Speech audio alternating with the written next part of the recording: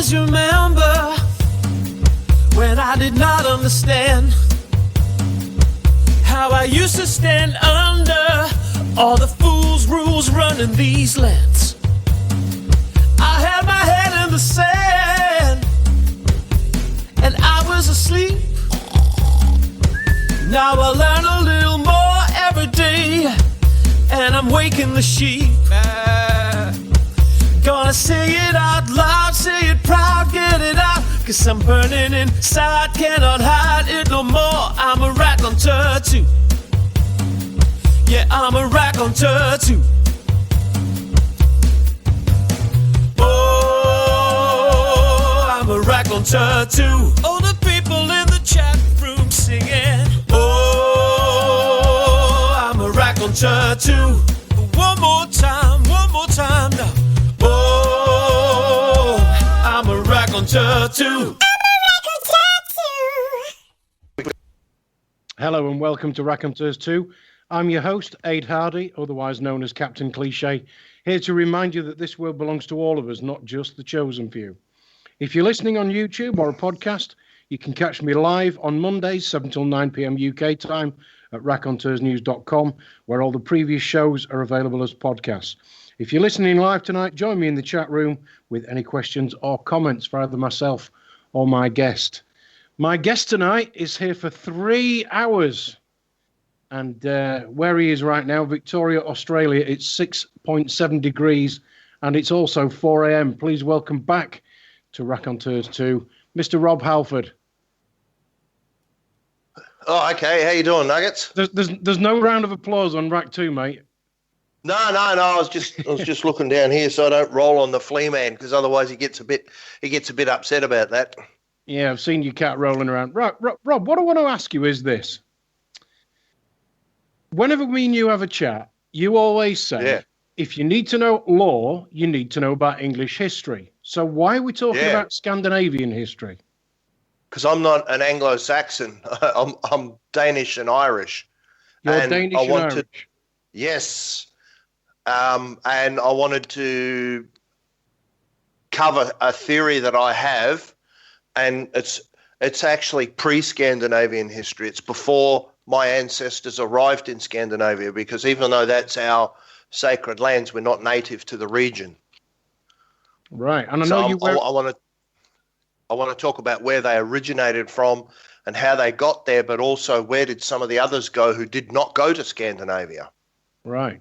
Now, I know you wear a Thor's hammer around your neck, and I'm sure at some point during the show we'll get to that. So where do you want to start? Which I guess the answer to that is at the very beginning. Yes and no. I want to actually say before we begin to all of my kinsmen, god kväll and velkommen Denmark, Norge, Sverige, Färöarna, Iceland, Grönland, Shetland, Orkney, and welcome to everyone else as well. We're not going to start right at the very beginning. We're actually going to go back to that, but I want to just say that a lot of people have got some idea about what Scandinavia is, and it's technically just Norway, Sweden, and Denmark, because the Finns in Finland are not related to us. These days, there are sections of Finland that are Swedish-speaking, and there are a lot of Swedes there, but the closest language to Swedish is Hungarian. Their language is not like Norwegian, Swedish, or Danish. Norwegian and Danish are very close. Swedish is slightly different. Now, Swedes have got a vowel that the Turks have, and it actually sounds the same as well. But the Finns are different. So Scandinavia is technically those 3 countries, but you can throw in, say, for example, Greenland, Iceland, because they were our possessions at one stage, and Iceland is still part of the Kingdom of Denmark. It was a Greenland. I can't remember which one. Let's Google that shit. And by the way, people, you will need your Google handy when we get going, because I'm going to ask you to look at maps and do all sorts of things. Because I'm going to tell you about places you might never have heard of. Yeah, it includes Greenland and Faroe, the Faroes Islands. So it's Greenland, not Iceland. They're a sovereign place. Anyway, we're going to talk about places that you might never have heard of, and I want you to look at maps, and I'm going to tell you about all sorts of things that are totally unrelated to Scandinavia, but they are. How's that sound? Sounds about right for you, mate. Clear as mud, but everything will become clear. That's it. Nothing like a little bit of contradiction at 4 o'clock in the morning to keep your heart going. So, it's quite interesting because in the sagas, it actually says that Odin and Thor and the gods brought my ancestors from Asia to Scandinavia. Now, later on, we're going to hear a song that I made a video from in memory of a friend after he died, the bastard. Wait till I catch him. And he lived in Sweden, and we used to talk about this. And when I say all night, I mean that literally, not metaphorically. We'd be on Skype all night, and we actually agreed, and I thought we disagreed, because he said to me, I think what they're talking about is the Scythian lands, because it does actually mention that region in the sagas. I didn't realize the Scythian lands went as far east as they do, so we're in agreement. And in all likelihood, also, the gods mentioned in the sagas were actual beings. But you see, the gods weren't like the Christian or the Abrahamic God, because that guy's a supernatural god, whereas the Nordic gods were superhumans. They are mortal and they die at the end of the story at Ragnarok. All of them except one die. So, in all likelihood, they were actual beings. And the sagas do say that they brought us from Central Asia. So this is where we're gonna go to Google, and what I want you guys to type in, because we're gonna look at a place which most of you would never have heard of. I want you to type in Arkaim, which is Arkaim, and then hit maps. It should take us to the Chelyabinsk Oblast in Russia, not far from Magnitogorsk. And, yep, it does. It actually takes us to it will take you right to Arkaim itself. So if I've got... oh, right, okay. No, I've got one between Bulgaria and Turkey. I've obviously spelt that wrong. Yeah, you spelt it very bad. You are a very naughty boy. I am. This one's southeast of it's Arkaim, Arkaim. I've got the This one's to the southeast of Magnitogorsk, and it's not far from the border. Now you'll see why I want you guys to look at the map as we go along. It's not far from the border with Kazakhstan. I think I've got that, yeah. So Arkaim is an area in Russia that has been very, very minimally explored. There's an ancient city which is the oldest encampment found that is associated to Europeans. Oh, and by the way, before we get any further, we're going to use terminology that some people have heard before, like Aryans. But we're going to use it in its correct terminology. It's got nothing to do with supremacy or any of this other stuff, which I have no interest in. And none of this deals with the Europeans being superior to anybody else. They're different. They're not superior. So when you hear the terms like Aryan and European and all this sort of thing, don't go getting your knickers in a knot. And if you do, don't tell me, because I really don't give a shit. But so Arkaim was discovered by accident because the Soviets were going to build a dam and flood the area. Somehow, and I don't know how this works, scientists discovered it and started looking at it and convinced the Soviets not to dam the area. The reason I say I don't know how it works is because normally the Soviets didn't give a shit about culture and everything. They were interested in communism, not history and culture. But they did. They managed to stop them. Now, this is a significant site, and even Putin has been out there. There's videos from Russian news, Putin getting a guided tour of the museum and having a look around. Now, Archaim itself, as I said, it's the oldest encampment that they've found so far. It's not the only one. There are actually many, many, many of them in this big valley where Archaim is. None of them have been excavated. So I'm not entirely sure how many there are, but it's a circular city. It could have had up to a couple of thousand people in it, and it was fortified. So it's a walled city built of timber, and area, like if you had a drone and you sent a drone overhead and you look down, you can actually see the imprint of what the city was in the ground. Now, there's a lot of what do you call it? Events take place there, like solstice events and things like that.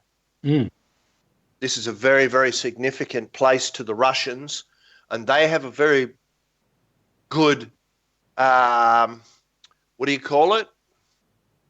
They have a very, very good handle on their history. Because they don't have a lot of the political things that we have in the West, like political correctness, and ironically, they don't have cultural Marxism and all of that shit. So they have a better handle on a lot of their history than some of us do. Now, I would love to see Archaim and the whole area examined. The reason I think that this is where we originate, and some of this you'll have to play the theme to the Twilight Zone, is because I don't believe in all of this out of Africa thing.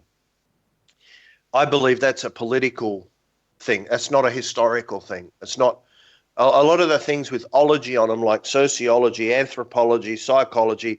A lot of those are not equatable. You can't just go, oh yes, it's this, and I can fucking prove it.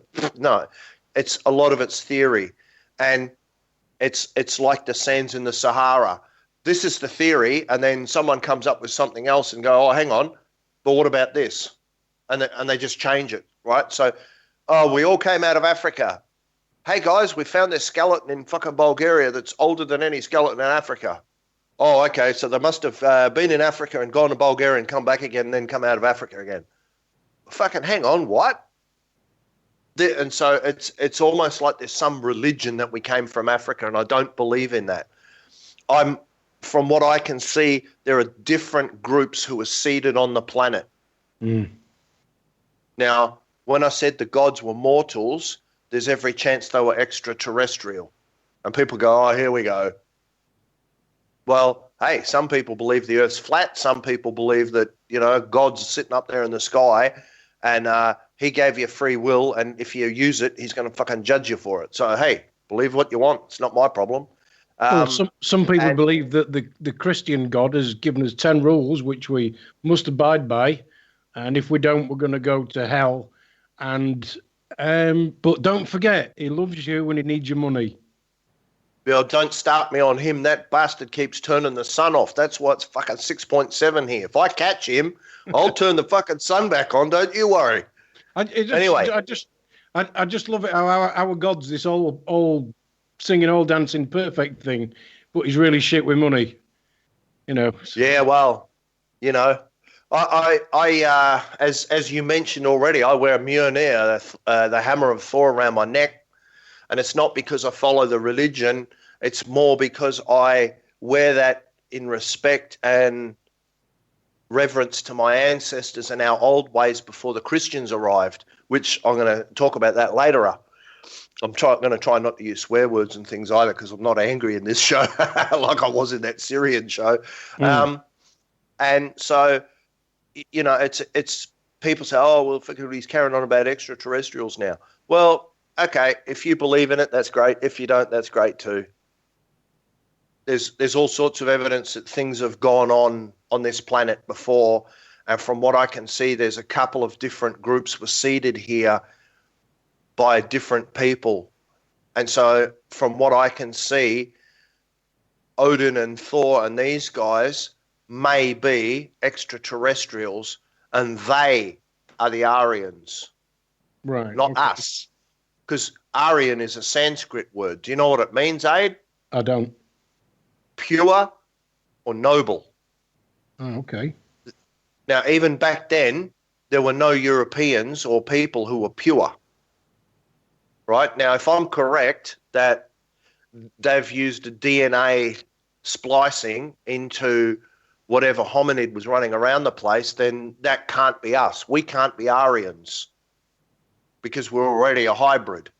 And now there is interesting things in history where the conquistadors arrived in Central and South America and were greeted by the people they eventually screwed over in a manner befitting gods, because they were awaiting Quetzalcoatl, who's described as a blonde-haired guy who's very tall and blue-eyed. Well, think about that for a minute. You're dealing with Aztecs and Mayans and all of these guys who were shortish, brown, dark hair, dark eyes. Now, where the hell would they figure out that there's some guy out there who's very tall, blonde, and blue-eyed, and he's white? Where would they get that idea from? And it's not just them. There are others who have had this concept that their god was a white guy like this. So it would appear that there were some type of beings floating around the place who were tall, blonde, blue-eyed, and white. And these are the guys I think that we refer to as Odin and Thor and the others. So, interestingly, we will speak about another group shortly, sometime in the next 4 days.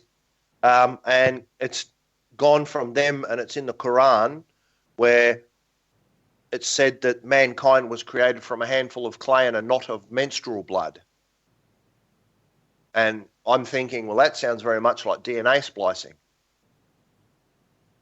You know, It doesn't have to be a literal thing, because the handful of clay just means it was something of this earth combined with the DNA of something else.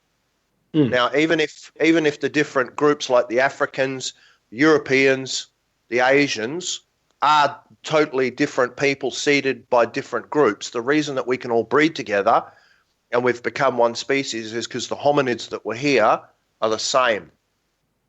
You know, it's like Neanderthal and Homo erectus.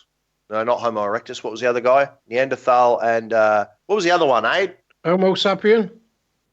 No, that's what they allege is run around now, fucking zombie city. I can't think of the other one. We're all meant to be Homo sapiens. Anyway, there were two different groups. If that was seeded into them, that's where the crossover can happen. So, because people say, oh, well, you know, we all were the same once, but because of environment, we're different. And I'm sitting there thinking, well, fuck, it'd have to be a hell of a different environment for one group to evolve into Sudanese, Japanese, and Danish, because that's some pretty fucking that's very, very deviated from the original. Whichever one's the original, there's some fucking deviation there. So, you know, I don't believe in that. So I believe Archaim is where at least the Scandinavian group came from and were led. Now, in the Schuldung saga, it says Odin came from Asia and conquered northern Europe. He gave Sweden to his son Yngvi, and Denmark to Sundskjolder. So since then, the kings of Sweden have been the Ynglings and those of Denmark the Skjoldungs. Now, Sweden is actually a new name for it because it's in Swedish it's called Sverige. Well, it's called that Danish and fucking Norwegian too, because the two main tribes there were the Svea and the Geats. And the Svea were the biggest and the most dominant. And the Geats are also called in English the Goths, not related to the ones that sacked Rome. And so we were led from the east. It's just a case of where. There are other things in other stories. The Old English poem Beowulf actually covers some of the Danish kings. And that predates the Viking Age. It's not talking about the Viking Age. It's before that. So with Archaim, it is a very, very, very prominent site. It's not very well known outside of Russia. And as I say, it's not excavated enough. They've only really looked at the one site which is called Archaim, which is on that map. They haven't looked at any of the others. And I don't even know how many there are in that valley. I do remember seeing that somebody had said that there could be 20 or 30 of these little fortified cities. Archaim itself appears to have been burnt to the ground, whether it was destroyed by fire in a war or the people leaving burnt it down, we don't know. A lot of the things about the origins of man and different groups is forbidden territory. You're not allowed to talk about it. You're not allowed to study it. And so I don't know whether that's coming into play or not. But Archaim, for a site like it is, you would think it would get a lot more scientific work put on it. Nothing. Just had a text message from somebody who's clearly listening. Evening, Jason. Neolithic. Is that the one we were trying to think of? No, that's an age. That's a period. Okay. I'll you know what I'll do? I'll Google that shit. I'll type in Neanderthal. And it will tell me. Look at this. Look at this. See? Cro-Magnon, that's it. Yeah, Andy Young's just put that up in the chat. That Andy's not as dumb as what you told me he was, Ed. What are you talking about? Fucking hell. He's not as dumb as he was. Yeah, I mean, hey, what the hell? So Archaim, as you can see, is right in the middle of Asia. And that would make us Asians. Ironically, do you know who else comes from the region of like Asia as well as the Turks? Because they're not native to Turkey. They came from Asia. The Hungarians are not all of them, are descendants of Attila the Hun. They came from Central Asia. A lot of people actually migrated to Europe, and we did. And, of course, we ended up in Scandinavia, and that's our native lands now. If you have a look on that map, take it all the way out. Oops, fucking stupid. Look at this. That far out, I'll end up on the fucking moon. So have a look at Archaim. You're going to say something like India, aren't you, or China? No, I'm looking at India because the history says that there was an Aryan invasion into the Indus Valley. Oh, okay. And they're using the term Aryan for the people who came in, which I think is an incorrect use. But, hey, I'm not an anthropologist or a sociologist. I'm a bullshitologist. That's a little bit different. So these guys came in and they were Bronze Age and the people in the region were Stone Age. There was a big war. Aryans win, push the other guys out. Now, the descendants of the Aryans today, do you know what they're called? I don't. Brahmins. Brahmin? Yes, they're the top of the caste in India. Now, the caste system is not class, it's racial. They're all different racial groups. It's the caste is a class system, but it's not like what you'd have in England where you got working class, middle class, upper class. Because generally, the people there are all the one racial group. But in India, they're different. And right down the bottom, the Dalits, who are known as the Untouchables, are Dravidians. And you know who they're related to? The Australian Aboriginals and the people in New Guinea. Oh, okay. Because that's where they came from. So and that's controversial. People don't like you saying that. I don't see why it's a big deal. It's not saying, oh, well, you know, these people don't even come from Australia. It's not their land. I don't believe in that shit. We're all native to Earth. I'm not going to fight over land with people, you know? So, most of the borders were just drawn there by some bloody politician at some point. It's funny because I met an Iraqi doctor yesterday and we're talking about stuff. And I said to him, well, all of the borders in that part of the world were put in by France and Britain. Yep. You know, so it's like, well, you put a border in, like, say, for example, the Kurds. The Kurds, when the borders got put in, are now in 5 different countries. You know, and so it's like, well, that's real good thinking. That's not an accident either. But borders, if you go out high enough and look down, you can't see the damn things. They're just there for convenience of other people, and I'll give you a clue, it's not us. So anyway, if you have a look at the map, you'll see India is roughly southeast from Arkaim. Mm-hmm. What's in the middle? Well, it's actually not in the middle. It's probably about fucking 3/4. All the way over in Western China, can you see where it says Xinjiang? And there's a great big yellow area. Yeah. Zoom in on that. On the Western China, you'll find an area called the Taklamakan Desert. And guess what's in the Taklamakan Desert? Sand. Tokharians. No, well, they've got lots of that. No, they've got Tokharians there. Mm. And Tokharians are an extinct Indo-European group. Their language is extinct, and as far as we know, the people are extinct. And we know they existed because they've been finding their mummies all over the place. And they weren't mummies like you'd see in Egypt where they've removed organs and wrapped them. They're actually just mummified corpses. And when I was back in Western Australia a couple of years ago, I was at my mother's place and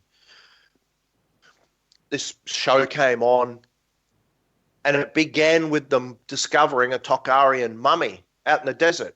And it was just, they were just driving along and they come across some people on a dig and they dug it up and they showed it. They dug this, it wasn't what we would understand as a coffin, but they dug this container out, they opened it up and there was a body in it. And at no stage did they say, oh, this is a Tokharian. And this is what I'm saying. There's a lot of this, oh, we found a mummy. But they didn't mention what it was because these are forbidden sorts of topics in a lot of the case. And these Tokharians, it's quite interesting. Google it. It's Tocharian, Tokharian. When you go and have a look at the mummies, it's like, oh, hang on, this is in fucking Western China. And Yingpan Man, very Asian-sounding, Chinese-sounding name, Yingpan Man is 6'6". I don't know that they've ever actually uncovered his face because he has a death mask on. He's wearing silk clothing, and his death mask is almost identical to an ancient Greek death mask. So I don't know that they've ever uncovered his face, but others they have. There's one in particular, looks like a warrior. And oh, that's good. Just throw all of it all over my hand. He has red hair. He's got a red beard, red moustache.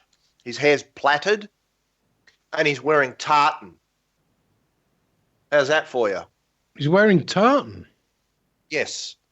And if you look, if I showed you a picture of him and I didn't tell you what it was, I'd say, hey, what's this guy? You go, oh, it's a dead Scot. He looks like he's a dead Scotsman. Mm. This is in the Taklamakan Desert in far western China. And then there's another one. It's a female, and she's been dug up. This is in the Tarim Basin area of the Taklamakan Desert as well. And what the hell do they call her? Where's that note? I've got a note where I wrote that down somewhere. I don't usually have notes. The Beauty of Something is one of the names they use for her. Can't remember what her name is anyway. She's wearing all sorts of things in... What the hell is this? By this end, he sent me a message in some sort of pidgin English. Oh, okay. Oh, he's asking me about how far back do the Aboriginal origins go. That's very hard to say. One of the best ways to figure out is how long has a dingo been here, because it's a Southeast Asian wild dog that they brought with them. And that's very, very, very political, because some people say 50,000 years, 40,000 years. Some Aboriginals will tell you straight up, we came from India. It's Aboriginal elders, it's in their stories. Some will deny it because they either don't know or they don't want you to know. At the end of the day, in my opinion, they were here when the invaders arrived, being the British Crown. As usual, they invade and fuck everything up. They were here when the invaders arrived. It was their home. And just like Israel and Palestine, they're not going to be going anywhere, and we're not going anywhere, so we better figure out how to be adults and share the place properly. But this woman, she's... what the hell do they call her? I'll Google it, because I've got to Google it with one hand, see, because skull. I've got my drinking horn. I'm doing things the old Norse way. I got that. You saw that, didn't you, Abe? Yeah. See? I mean, don't make very good radio, but I can see you are actually drinking out of a Norse horn. Oh, yes, and she's got the ravens and all sorts of things on her. She's a proper Norse drinking horn. Now, something like the Beauty of Lin Lang or something like that. We'll just Google that shit with one hand while we're going along. And her face is not complete, but I think that's the only female one they found that is prominent. And here she is. There's a picture there. Beauty of Lulan. There you go, Beauty of Lulan. Oh, Lulan, Ling Lang. I was pretty close. Well, while you're just checking up on that, so just give us a quick sort of step-by-step up to date as to how far we've got. How far we've got? Yeah. What do you mean? Well, you said that you were looking at pre-Scandinavian history, and Scandinavia is basically Norway, Sweden, and Denmark. It's we're not nowhere Finland, near that yet. Which is sort of further over to the east. Well, Finland's right next to us. It shares a border with Norway and Sweden, but with the Gulf of Bothnia in between. Mm.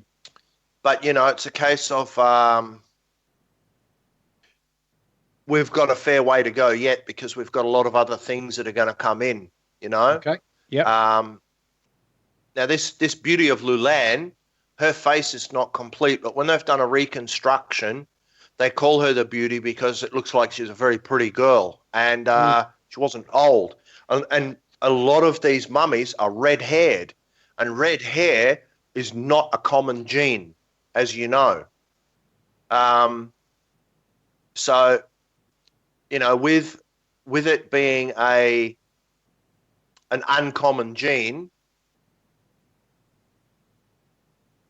that's not something that you'd see all over the place. But if you go through that region now, you will see people, and people put it down to Alexander, Alexander the Great going through and all of that sort of thing. I don't believe that that's the case. Somebody wants to know if a dingo is different to a dog. A dingo is a dog. It's a Southeast Asian wild dog. That's what the dingo is. You can still see them running around in Asia. They look exactly like the dingoes here. So, it's not about Alexander the Great. Now, if we go back to that map, you'll see there's a lot of stans around. Turkmenistan, Uzbekistan, Tajikistan, Kyrgyzstan, Afghanistan, Pakistan, Baluchistan. Stan is a Persian suffix. It means the land of. That's what it means. Can I say, because one of your favourites, Billy Connolly, says all this trouble in that area is clearly the fault of Stan. He's causing all the trouble. That's it. That fucking Stan, I tell you. Yeah. Almost as bad as that Andy, I tell you. Oh. But anyway, so in Britain, if you call somebody a Paki, that's generally not a nice thing. No. Pakistan is the land of the Pakis. And do you know what Paki means? I think you've told me this before, but I can't remember. You start thinking, sir, see if you can remember that shit. It's good shit too, sir. Do you know, I can't remember, mate. I can't remember. It's Urdu, Mm-hmm. and it means pure or noble. Right. It's the Urdu version of the Sanskrit word Aryan. Right. And what's next to Pakistan? It shares the western border. Iran Iran, yeah. is the corruption of the word Aryan. That's what it is. Okay. It's a corruption of the word Aryan. Now, the supposed Aryans came into this area and their technology was better. If we go up to Archaim, there's a group that they say originated up there in that region, and I can't even remember the name of it because these sociologists and all these other ologist nuggets, they've got some term for them, and it's a very old culture. They don't connect them to Archaim and the Nordic people, but I do. And they were the first ones to have all sorts of technology. And then, of course, they've rolled up later and started whacking the people in India and pushed them around, which is why some of the Dravidians left to start with.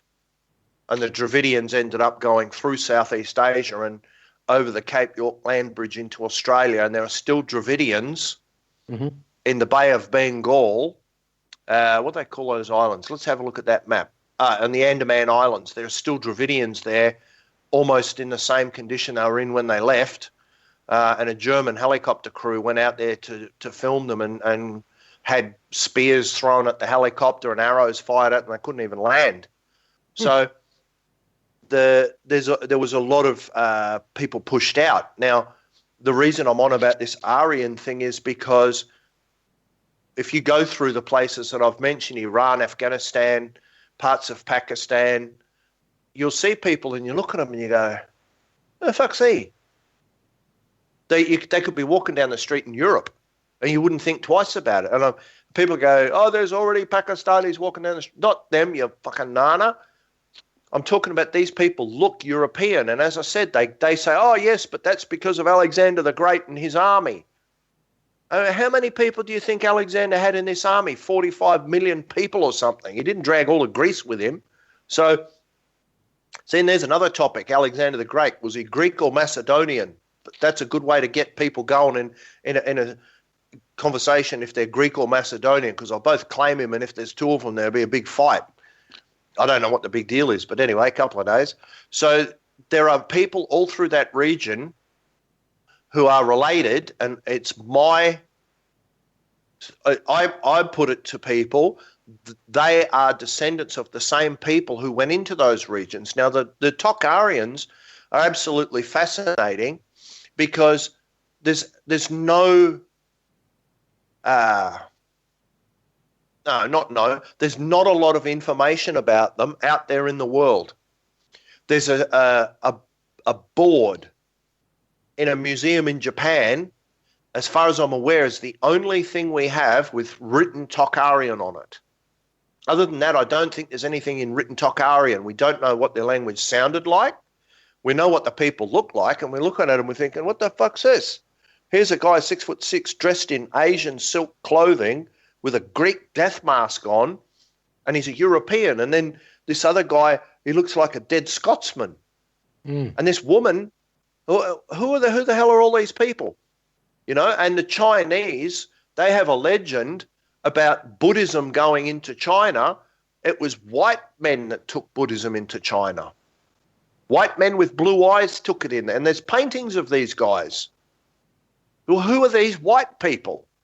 And it's my theory that these white people in the Taklamakan Desert and the Aryans that they're speaking about in Iran and Afghanistan and Pakistan, they are the people who didn't go to Scandinavia. They went southeast when we were taken west. Why? I got no idea. I wasn't there, as far as I remember. So there's a lot of circumstantial evidence that these things are connected, because we're talking about Asia. How many white people were running around in Asia back in those days? Not a lot, you know. So some guy rolls up and he's introducing Buddha to China, and then there's white people doing this and white. I cannot see how they would not be connected. Mm. And when they started to find these Tokhari mummies, they're like, what the hell is this?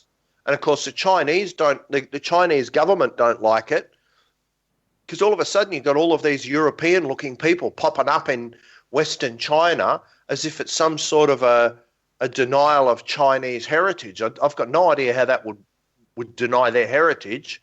China's an ancient civilization, and you know it's something like 50 times the age of Australia, or 30 times, or something like that. How would you deny their heritage because you found mummies? They were in one part of China, not the whole place. And classical China didn't include that area anyway. And you do realize these areas we're talking about, where the Taklamakan Desert is the area the Silk Road went through. So these guys were right near the Silk Road, the ancient trade route that Marco Polo followed to China later, which went, and they called it the Silk Road for a reason, because that's what it was sent west along. It was silk. The Chinese were the only ones who had it. Mm. So that Silk Road was a major trade route into Western Asia and into Europe. And these Tokharians were right there. They were there before the Silk Road, but that's where they were. They may have actually been alive long enough for that Silk Road to be there. I don't know when they became extinct.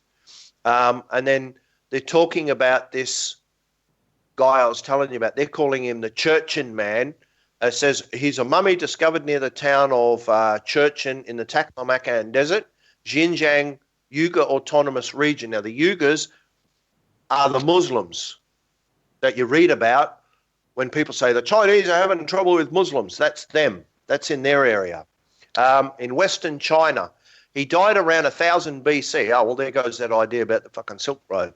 Mummy is described as a 3,000-year-old male, 6'6" giant with Caucasian features, with hair that is reddish brown flecked with grey, framing high cheekbones, an aquiline long nose, which the Romans are known for having, full lips and a ginger beard, whose face is tattooed with yellow and purple patterns. Now, that's something my ancestors were known for, tattooed faces, which is replicated in the show Vikings. My ancestors did have that. They were known for it. And the corpse has red twill tunic and tartan leggings. And it's also described as looking like a Bronze Age European or a Celt. And this guy's found in the fucking Taklamakan Desert, way out in the middle of Asia. And it just so happens it's southeast of Arkaim, and it's not far from how you would get into the Indus Valley. Mm. And what's south of the Taklamakan Desert? Tibet, which is where we all associate with Buddhism. Right, So yeah. this branch of the Nordic group, and I say they're Nordic, what else could they be? I mean, I don't know why Nordics would be wearing tartan, but there you go. That's all right. They're allowed to. They obviously did not go west with my ancestors. And I just find it fascinating that There's very, very little information out there. I mean, come on, you find Archaim and it's the oldest city in Europe ever discovered, and you don't go and excavate it and then go and excavate the rest. I mean, let's Google Archaim, which I didn't do. I only just went to Google and looked it up on the map. Let's look at this Wikipedia, because that's generally the easiest way. What's this?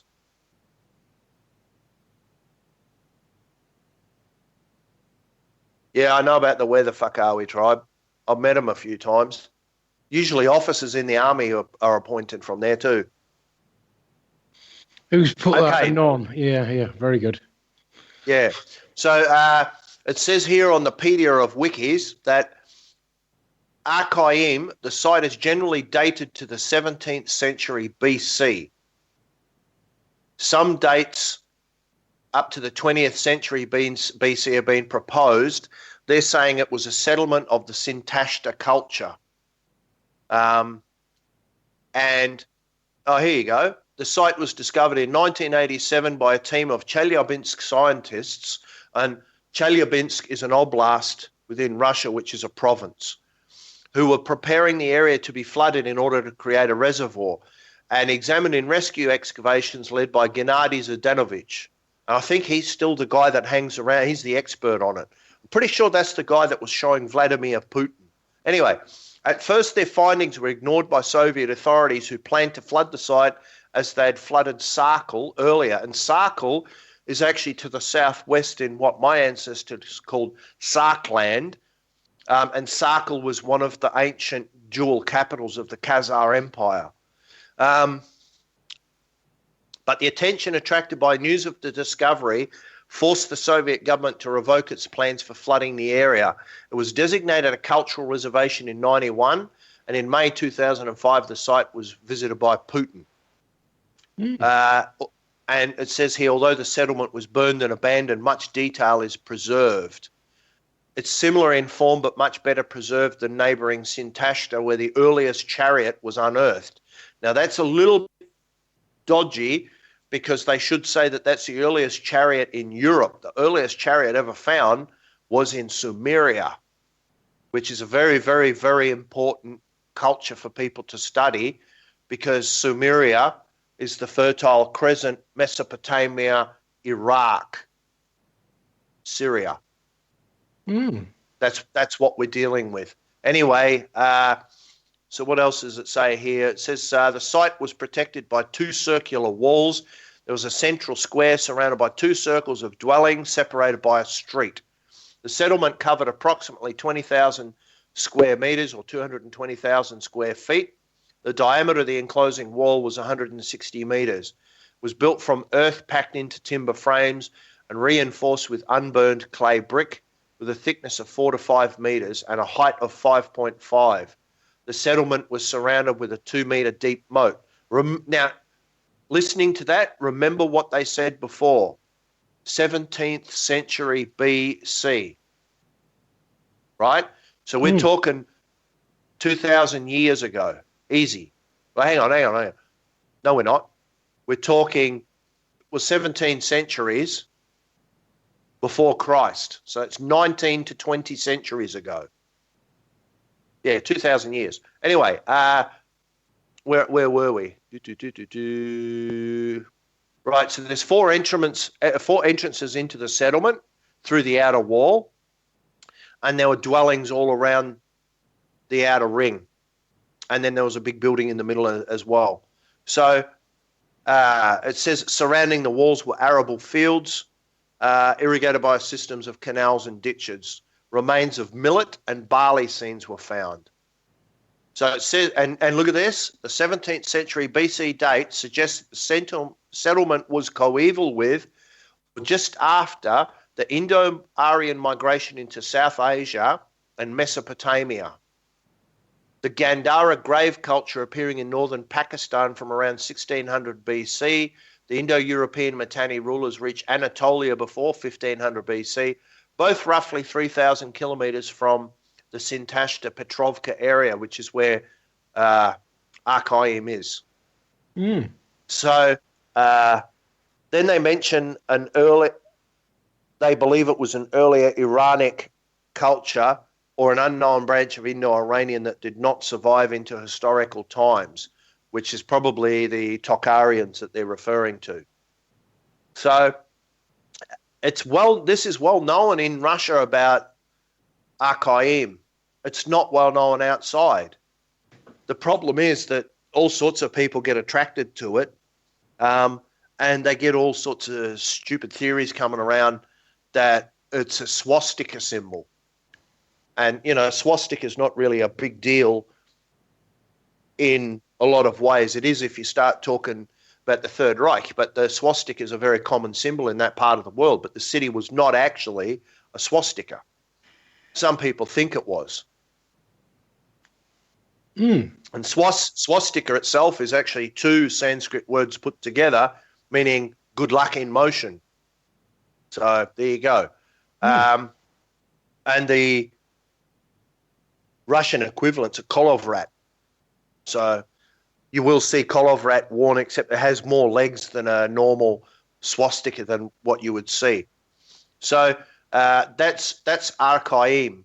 Now, in the sagas, as I said, it says that the gods took my ancestors west. How are we doing for time here? Where is time? Whatever, about 8 minutes. About 8 minutes before we play a tune. Yeah, okay, so we've got 8 minutes. All right, well, I'll continue covering this region then. So we've talked about the Tokharians, we've talked about the Aryans, Afghanistan, Pakistan. I mean, if people have a look at the people in this area, in a lot of these stands, it's not uncommon to see people with blue or green eyes and pale skin. Some of them are suppressed in those countries, and a lot of them are not Muslim or local religions, and that's another reason why they get suppressed as well. I find it very, very interesting about this idea that it was white men that took Buddhism to China. And I find that fascinating because as a system, I see a lot of merit with Buddhism. But when you say Buddhist, the first thing people think of is an Asian guy with no hair in an orange robe. They don't think of some fucking white guy with, pale skin and blue eyes taking Buddhism to the Chinese. That's not a thought that you'd have. And as I said, I'm not interested in who's superior to anyone else because I just find all that to be a bullshit argument. I just find all of these things fascinating because right in the middle we've got conventional history taught to us by the people who don't want us to learn anything. And somewhere way out of left field that it's coming in from fucking right field, you've got all this information that's not in the mainstream and you've got to correlate it all yourself. Now, if there's one thing I'm very good at, and anyone who knows me will tell you, is accumulating information, comparing it, and extrapolating it out to come up with ideas. And I do that with legal stuff, and I don't lose in court because that I come up with things and go, oh, what about this? And people sit there and go, oh shit, that's another story. So I just look at this information and I find it fascinating that it's there. It's not covered. It's not compiled and extrapolated, and there's got to be a reason for that. Now, this thing about extraterrestrials, people get all nugget about it. Do you know what the official title of the Japanese emperor is? I don't. The Son of Heaven. Oh, right, okay. Well, they got on the flag, Aid. I don't know that either. The rising sun. Okay. A solar symbol. Yeah. Right? Now, if you go and have a look, type into Google Jimmu, Jimmu, the first emperor. And they'll say that the Son of Heaven descended from the sky to rule over Japan. He descended from the sky. He didn't come up from fucking submarine like Jules Verne. He descended from the sky. It sounds like an extraterrestrial to me, or a god. And a lot of these gods were not supernatural. They were superhuman. They had powers, but they were mortal. And in actual fact, here's an interesting one for you. The Norse gods were kept alive by magic apples. And of course, what if you ask a Christian about an apple, he's going to go off about Eve and the apple in the Garden of Eden. Yeah. Well, what was that apple from in the Garden of Eden? Tree of life. Yeah. Do you know what the apple represents in the Norse deal? Wisdom. So that's why they weren't allowed to eat the apple from the tree of life in the Garden of Eden. It was instant wisdom, because you think about it, they ate the apple and go, holy shit, we got no clothes. Fuck, we better go and buy some. That was instant wisdom. And you're not allowed to do that. Not just in the Garden of Eden. You're not allowed to attain instant wisdom. That's what life is about. It's the journey from being a newbie to being a spiritual master. You can't just get it given to you on a plate. That's why people get angry at me. They say, oh, can you tell me this? Oh, I could, but I'm not going to. And they get angry. I'm not here to give people anything on a plate. I'm here to guide. That's all I do. I point in the direction and say, hey, Aid, it's fucking there. That's the way it is. And so I'm of the opinion that these guys were extraterrestrial. Now, some people said to me, are the Norse gods, the Roman gods, and the Greek gods and those guys? I got no idea, because I haven't studied their traditions. I'm not an Italian. I'm not a Greek. I don't understand their traditions and their history. I know ours, and I focus on ours because it's in my blood. Yeah. There's a distinct possibility that these gods may all be the same individuals. I've got no idea. How the hell would I know? But the situation with the Sumeria is very interesting, because the entire Abrahamic system is based on the Sumerian system. Because there were two brothers, Enlil and Enki. Enlil created man and sent a great flood to wipe man out when he became a pest. That's in the Epic of Gilgamesh. The Great Flood is a Sumerian story. It's not a Jewish story. And then when that happened, Enki, he went and he went and warned man, and he became Ha-Satan. In Hebrew, the adversary. That's what Satan means. It's not a name. It's a corruption of Ha-Satan, the adversary. And that's one of Enki's official titles in Sumerian mythology, if you want to call it that.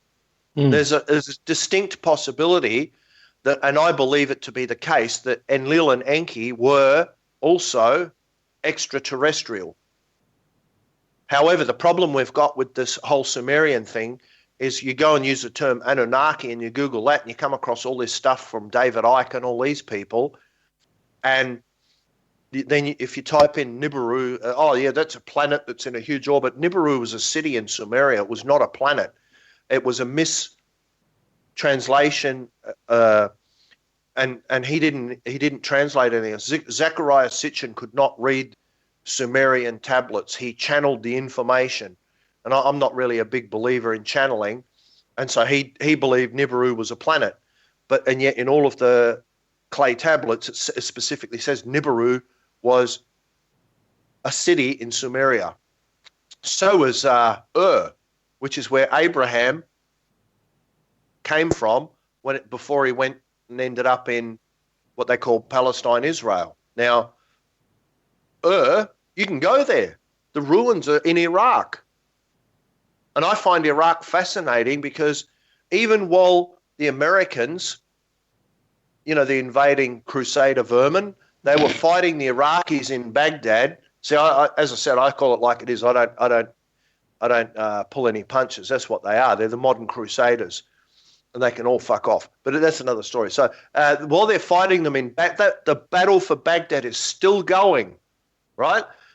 They had an A-team, a special forces unit of 23 men, an A-team, just like that show back in the 70s with, the Colonel and BA and Mad Murdoch. Well, that's what an A-team is. They had an A-team in Baghdad while they were fighting over the city, going through the museums, looking for something. I know they found an original 7th or 8th century Talmud. I don't know what else they found because they destroyed as much as they could. Why did they destroy it? So that nobody would know what it was they found and took. Yep, because it's not convenient to us. Because it's history they don't want us to know. But most things in the world today revolve around Sumeria. And so Ur is there, Babylon is there, all sorts of places are actually in there. The Abrahamic system is based on the Sumerian system. And it's just this whole region is directly related to what is happening right this minute. Now, the Fertile Crescent refers to the area of the Euphrates and the Tigris rivers. They flow through northeast Syria into Turkey. The Fertile Crescent is also known as the cradle of civilization. It's where writing came from, written laws, chariots, agriculture, beer, all sorts of things. It first appeared on the planet there. Now, where did these Sumerians get these things from? Do you know what they say? Oh, the gods gave it to us.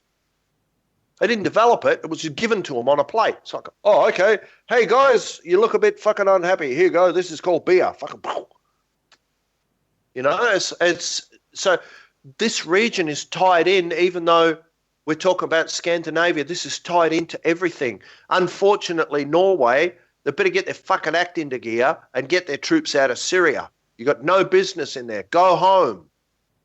If you're going to send troops to Syria, reform the Varangian Guard. Get Norwegians, Swedes and Danes and go and fight for Syria. Don't fucking fight against them. Did you see what I posted? The Royal Australian Air Force, bunch of cowardly wankers, they've decided, oh, no, the Russians have said that we could be the enemy, they'll shoot us down, so they've decided no more operations in Syria. It's all right while you're bombing someone that's not going to shoot back, cowardly wankers. If it was me, I'd shoot the pricks down. I wouldn't even give them a warning. And then people say, oh, that's treason. Fuck treason. When I was in the ADF, they taught us you're only obligated to follow a lawful command. Yes. Show me where it's lawful to attack Syria when we're not at war with them and we're definitely not there by treaty. That's an unlawful command. And in the International Military Tribunal at Nuremberg, they hang German generals for waging aggressive war. That is exactly what the Allies, the Crusader vermin, are doing in Syria and did to Iraq. And do you know what I'd do with the ADF members doing it? I'd shoot the pricks. I'd give them a drumhead court-martial, which in the old days, infantry units would have their drums. What they'd do is they'd bring, I'm not allowed to get angry, I said I wouldn't get angry in this. They'd bring the drums up, put them on the ground, get the regimental colours and the Queen's colours, cross them on top of the drums. The CO, who's a colonel, or if it's a battalion, it'd be a lieutenant colonel, would sit behind the drums, and they'd hold a court-martial on the spot, and if the outcome was you're guilty, they'd shoot you. That's what I'd do with every member of the ADF doing this. Rob, we're just about an hour in. Do you want to very quickly wrap this hour up? Is there a way to end it? And then tell us about the music, because all the music tonight is your choice. I'm not. Well, see, this is the way I roll if I can. And see, I'm lucky that I've come on to Raconteurs because these guys are very, very easy to get along with, even though they're English. And I don't hold that against them for too long either, because I'm too generous, you see. But these guys are easy to get along with. They let me pick the music I want to play, because with me I try and put everything together. So I'll tell you some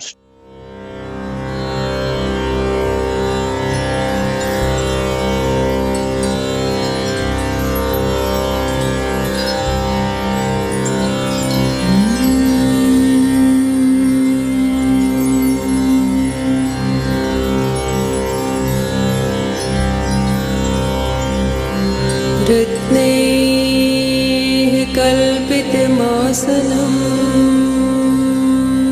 हिमजलैः स्नानं च दिव्याम्बरम्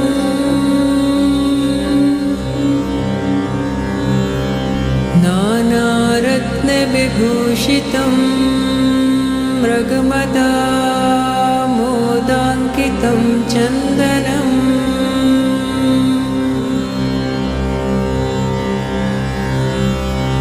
जाति चम्पकबिल्वपत्ररचितम् पुष्पं च धूपं तथा दीपं देवदयानिधे पशुपते हृत्कल्पितं गृह्यताम्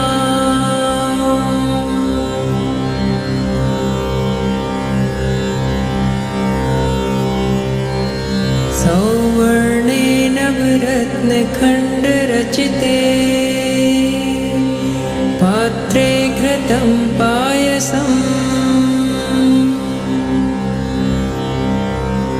भक्ष्यं पञ्चविधं पयोदधियुतं रम्भाफलं पानकम्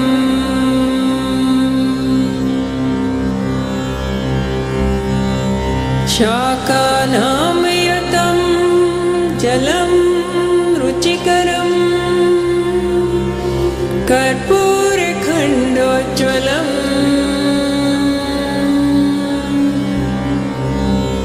ताम्बूलं मनसा मया विरचितं भक्त्या प्रभो स्वीकुरु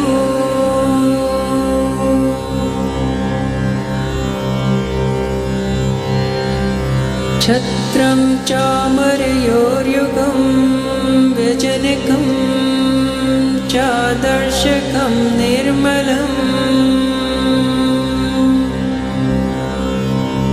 वीणा भैरिमृदङ्गकोहलकला गीतं च नृत्यं तथा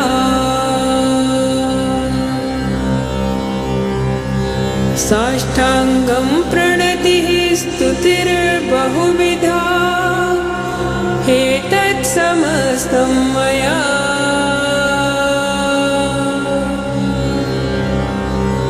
सङ्कल्पेन समर्पितं तव विभो पूजां ग्रहाण प्रभो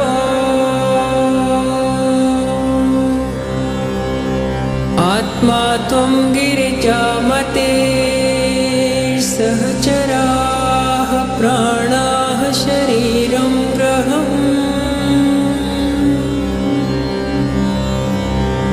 पूजा ते विषयोपभोगरचना निद्रा समाधिस्थितिः सञ्चारः पतियोः प्रदक्षिणविधि स्तोत्राणि सर्वा गिरो यत् कर्म करोमि तत् अखिलम् शम्भो तवाराधनम्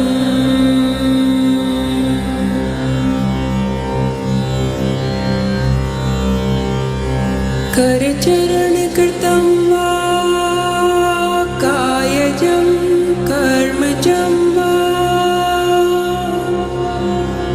श्रवणनयनजं वा मानसं वापराधम् विहितमविहितं वा सर्वमेतच्छमस्व जय जय करुणाब्धे Shri Mahadev Shambho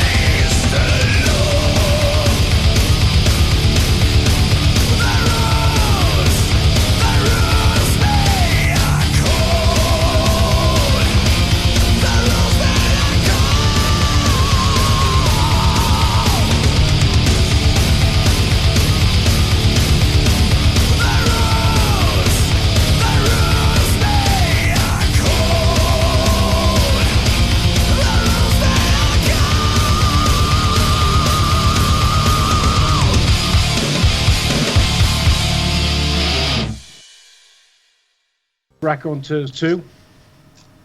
Welcome back to Racont. I've got Andy waving at me tonight. He's got his camera on, but anyway, welcome back to Raconteurs Too. Just before we introduce Rob back into the show, I just want to tell you what's happening in the next few days here at RaconteursNews.com. Tomorrow night, Jason Holmes has got Dr. Nick Colostrom. He's got a new book out, False Flag and Terror from a European perspective. So it should be a great show. That's 8 until 10 UK time. That's tomorrow. With Jason Holmes on at RaconteursNews.com. My guest next week is Pippa King. Pippa's coming back with a different subject to what she was on last time.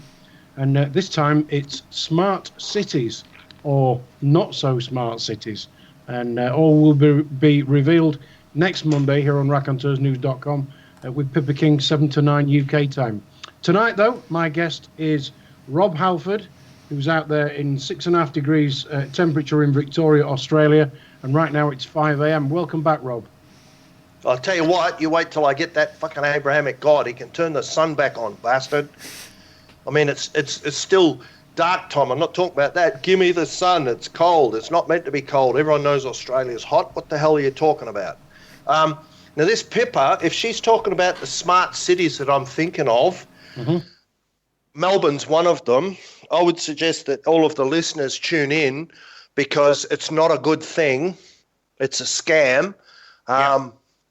I've been to a presentation in Melbourne, well, actually in Geelong, of the Community Law Resource Association, and they were talking about it, and I didn't like the sounds of it at all. I looked it up later, and they weren't jerking my chain. It's got all sorts of things like the promotion of electric cars. Now, that sounds like a good thing until you find out these electric cars have got a very limited range. So the first thing I realised, well, hang on a second, how do you get out of the city? You don't. Exactly right. Exactly so right. So I would suggest anybody listening in now, I would suggest you have a listen to it, because if you haven't heard about these smart cities, I would say that you need to hear about it, because a lot of the things they're telling us that are good, like electric cars, is good, but not in the way that they propose to use them. And when they started telling us about this, you know what I thought of? Do you remember Blake 7? Yeah. Yeah, remember how they could never get out of the city? It was illegal. And it was the same thing with Logan's Run and all these other things. You were stuck in the city. So I'm looking at it in that aspect. I would suggest that probably is a very, very good thing for people to have a listen to. Pippa's a teacher, and she originally came at it because of the biometrics in schools. And, of course, then research has gone further and further and further. And so next Monday she's going to be looking at that. But tonight we're talking about Scandinavian history. Rob, there's a question or a statement just been put in the chat room from Words. Do you want to read that or read it out and then go for that? Okay. No, I'll tell you what, before we do that, Skull. Tell us about the music. Tell us about the music. Okay, Skull. The music we just heard... Oh, that's some good shit, that. The first one was Shiva Manas Puja.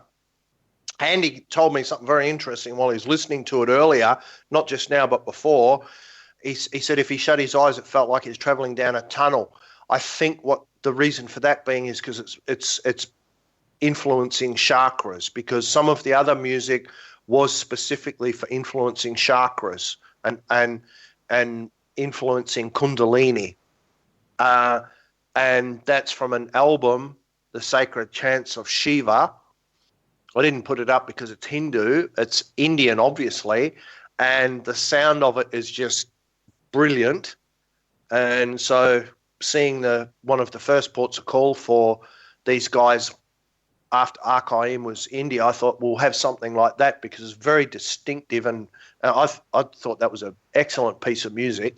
And the second one was a German band called Rebellion, and they've done 3 albums on Viking history, and that one was from their second album called Miklagard, which we'll find out about later, and that was called The Rus, which we're going to talk about.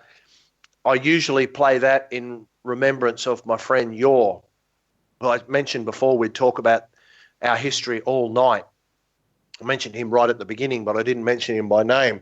He used to live just on the west coast of Sweden, just south of a big city called Göteborg, which you guys call Gothenburg because you don't know how to use the proper names.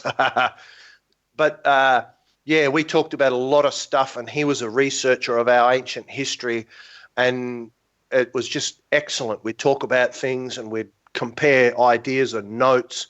So that song was for you. I made a video of it. The Rus is obviously based on the name Russia. I mean, in German, Russland means the land of the Rus. And ironically, the Rus were not Russians. They were mainly Swedes. And we'll find out why.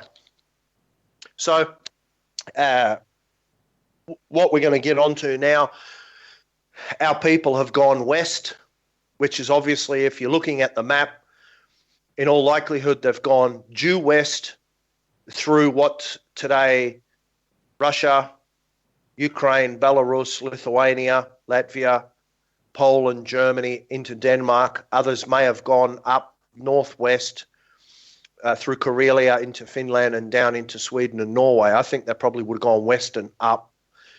In those days, obviously parts of Norway would not have been as inhabited as they are today because of weather conditions. I mean, I don't know if you guys saw that picture I posted. Yeah, I did, yeah. A couple of days ago about Scandinavia in the winter.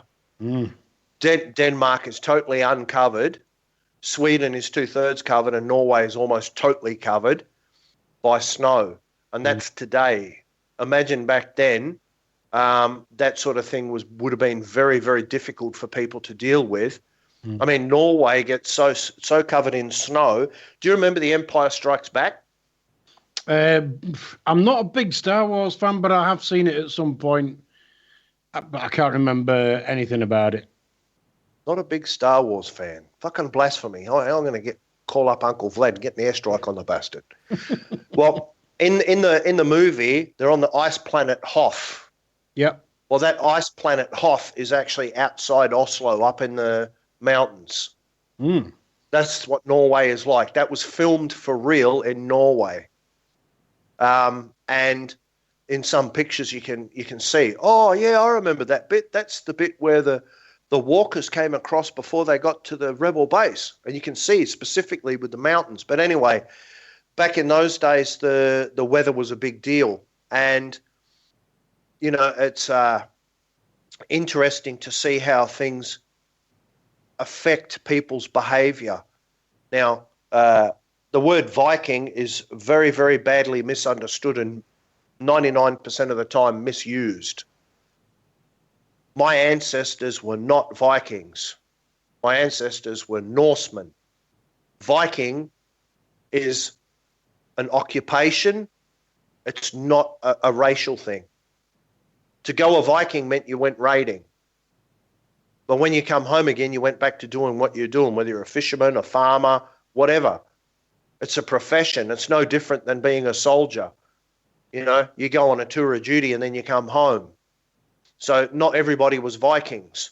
We were Norsemen, and that's a corruption of an ancient Latin term, meaning Norway actually comes from a Latin term for the Northern Way, which I like that because that can mean a couple of things. It can mean a physical thing, like the Northern Way, it's a northern gateway, but it can also mean we had our own ways up in Scandinavia. We weren't like the other Europeans totally.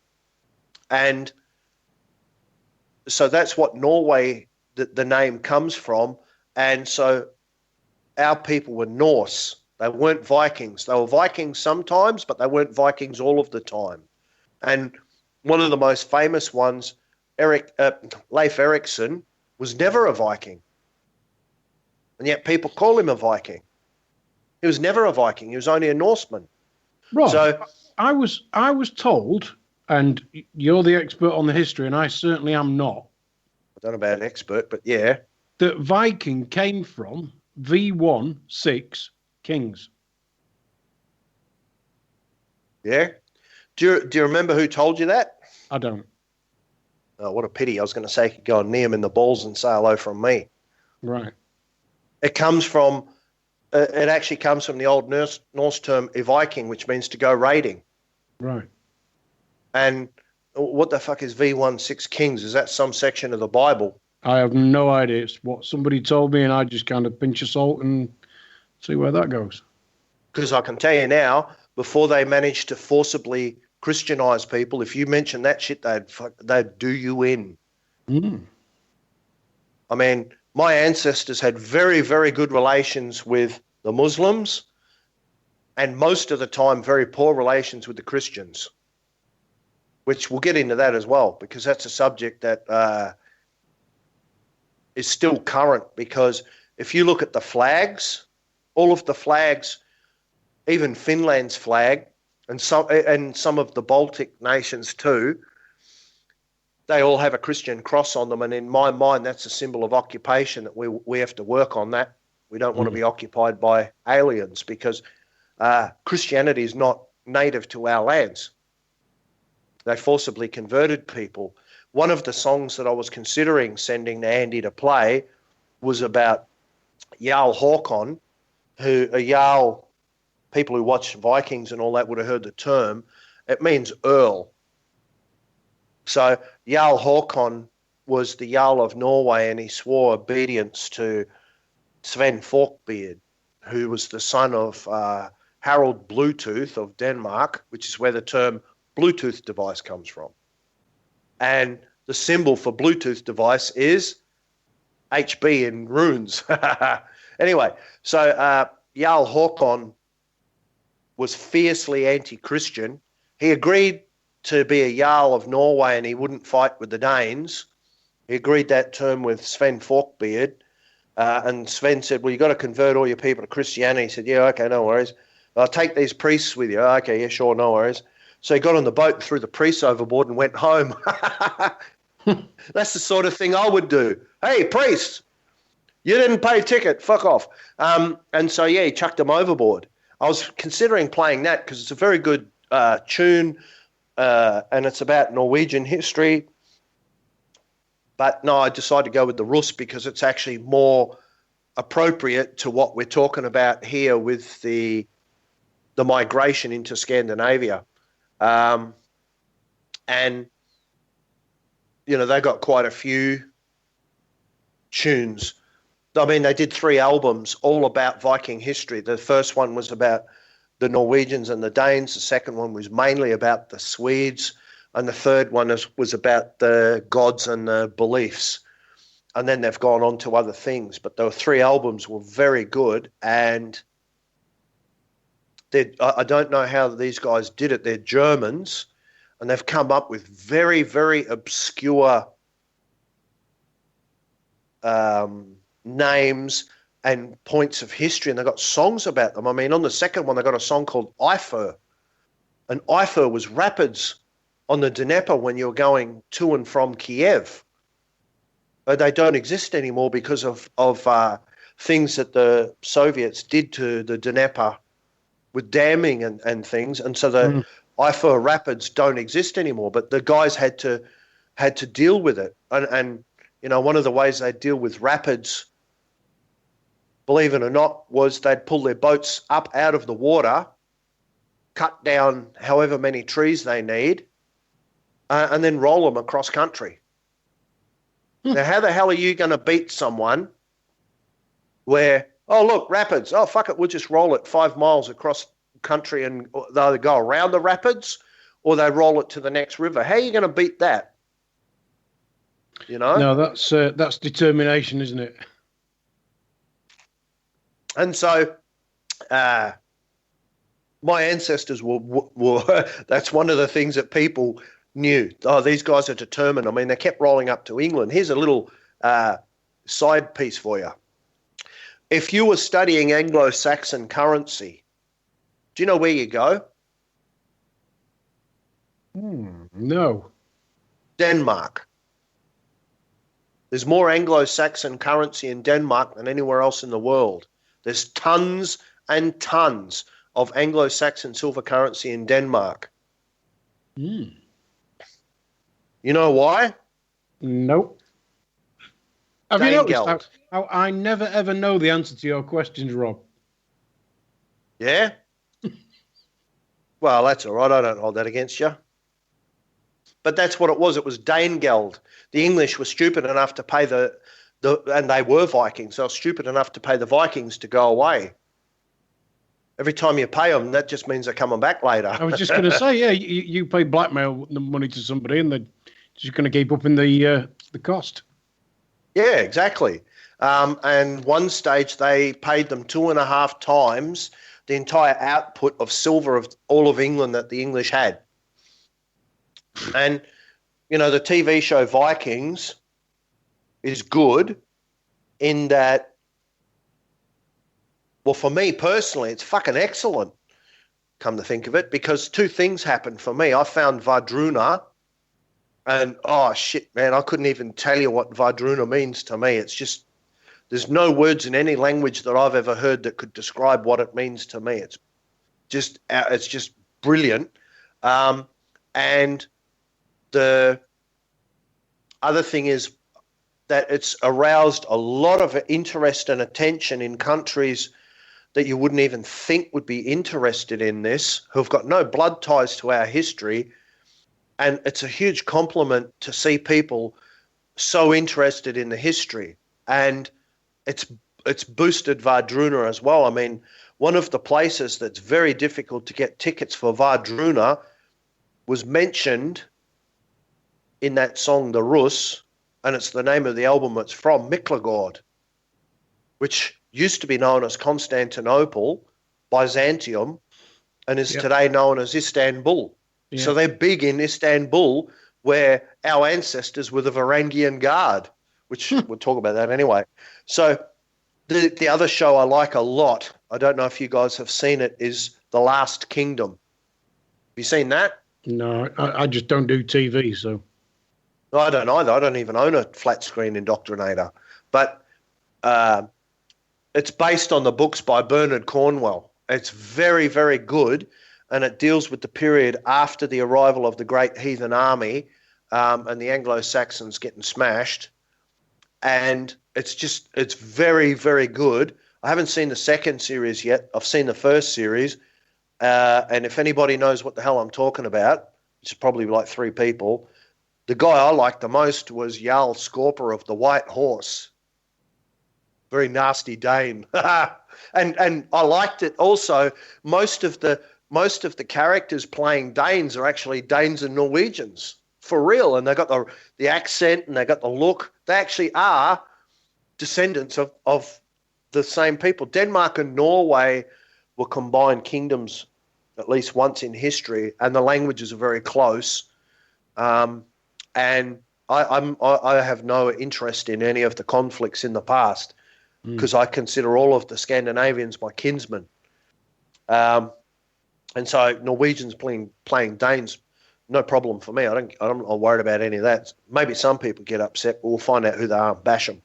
So these shows have aroused a lot of interest, and you see Vadruna being requested to come to Argentina and Brazil, all sorts of places who have got very little ties to Scandinavia, but they love the music and everything.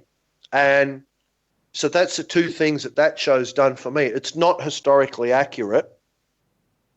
I mean, Ragnar Lothbrok was an actual character. He was a king of Denmark and part of Sweden. You guys would have heard of Scania trucks.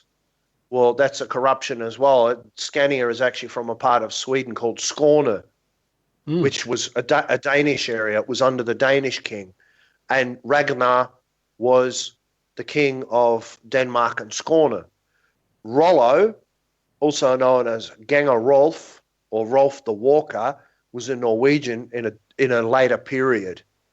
He did capture Paris and become Robert I, Duke of Normandy, like they show in the movie, in the TV series. But One was a Norwegian, one was a Dane. They were not brothers. They were in different periods of time. Other than that, though, I think there's other things as well, but they do give us a very good look at a way that a lot of the things were for real. And you know, the show shows very interesting things, and it got me from the first scene where, you know, there's the end of a fight in the Baltic, which is up on a mountain filmed in Ireland, which, okay, no worries about that.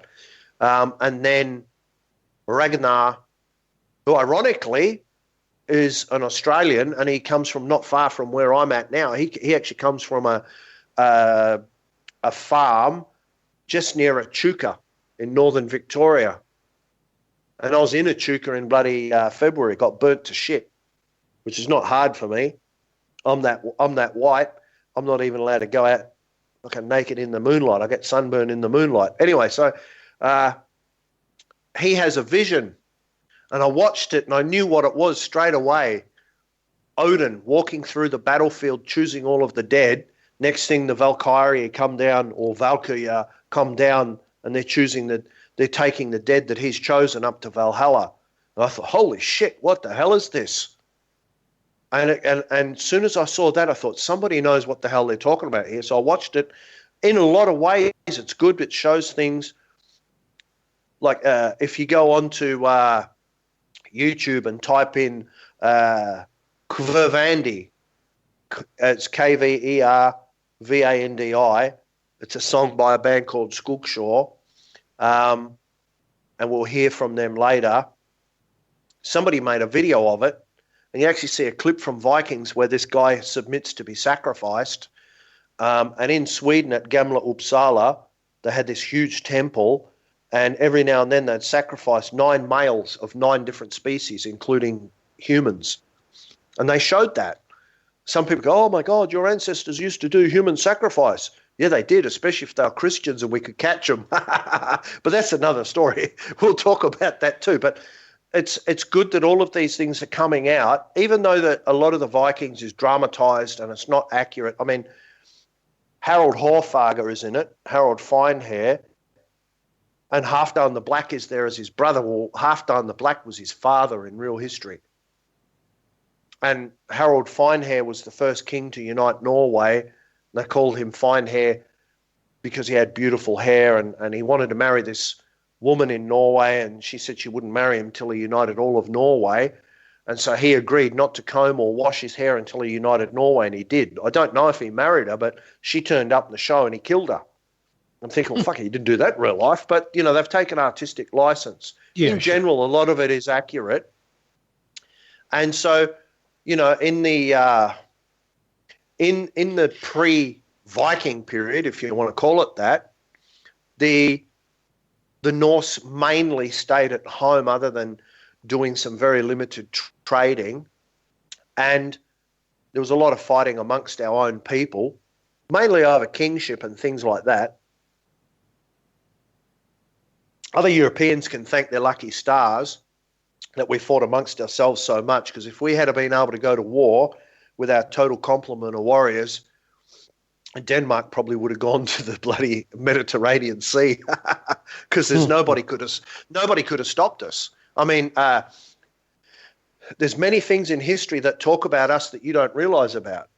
London Bridge is falling down, falling down. London Bridge is falling down, my fair lady. Do you know what that's about? It's about Norsemen pulling London Bridge down. It was in the way of the Danish fleet, and so they just tied ropes to it, pulled it down. So there's many things in history that refer to us. I mean, as I had a chat with Andy, there's tons of places in England itself are Norse names, and people don't even realize it. Some of the places are actually Norse in origin. Go to Ireland, all of the major cities are Norwegian. How do you like that?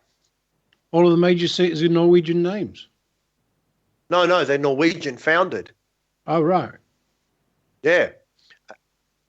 Dublin, Cork, what else? Limerick, That's where my Irish ancestors from. They were all founded by Norwegians. Dublin's actually a corruption of the words Dublin. It means Blackpool. That's Irish Gaelic, though. And so they were founded by Norwegians. And the Norse peoples, and this is an interesting contrast.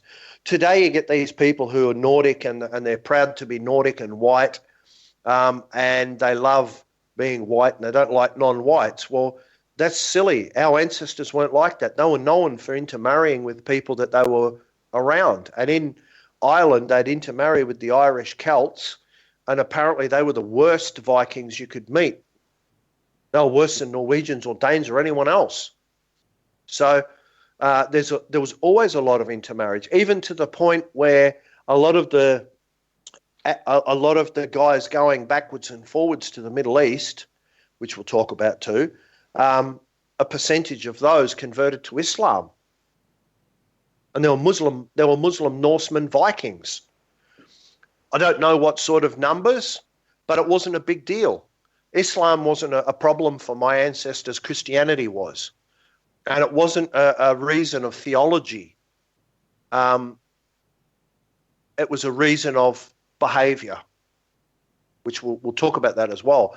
They actually called Jesus the nailed God. The reason being is because they couldn't imagine a God being nailed to a cross by his own creations. And they're like, what sort of God would be nailed to a cross? So they called him the nailed God, and it was a term of derision. You know, and people don't like some of the things that happen with the Christians. Well, you know, we don't really appreciate some of the things that happen in our lands either with the Christians from their instigation. So, you know, it's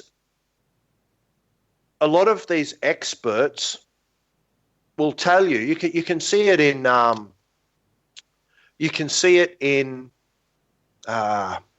documentaries. You can see it in books.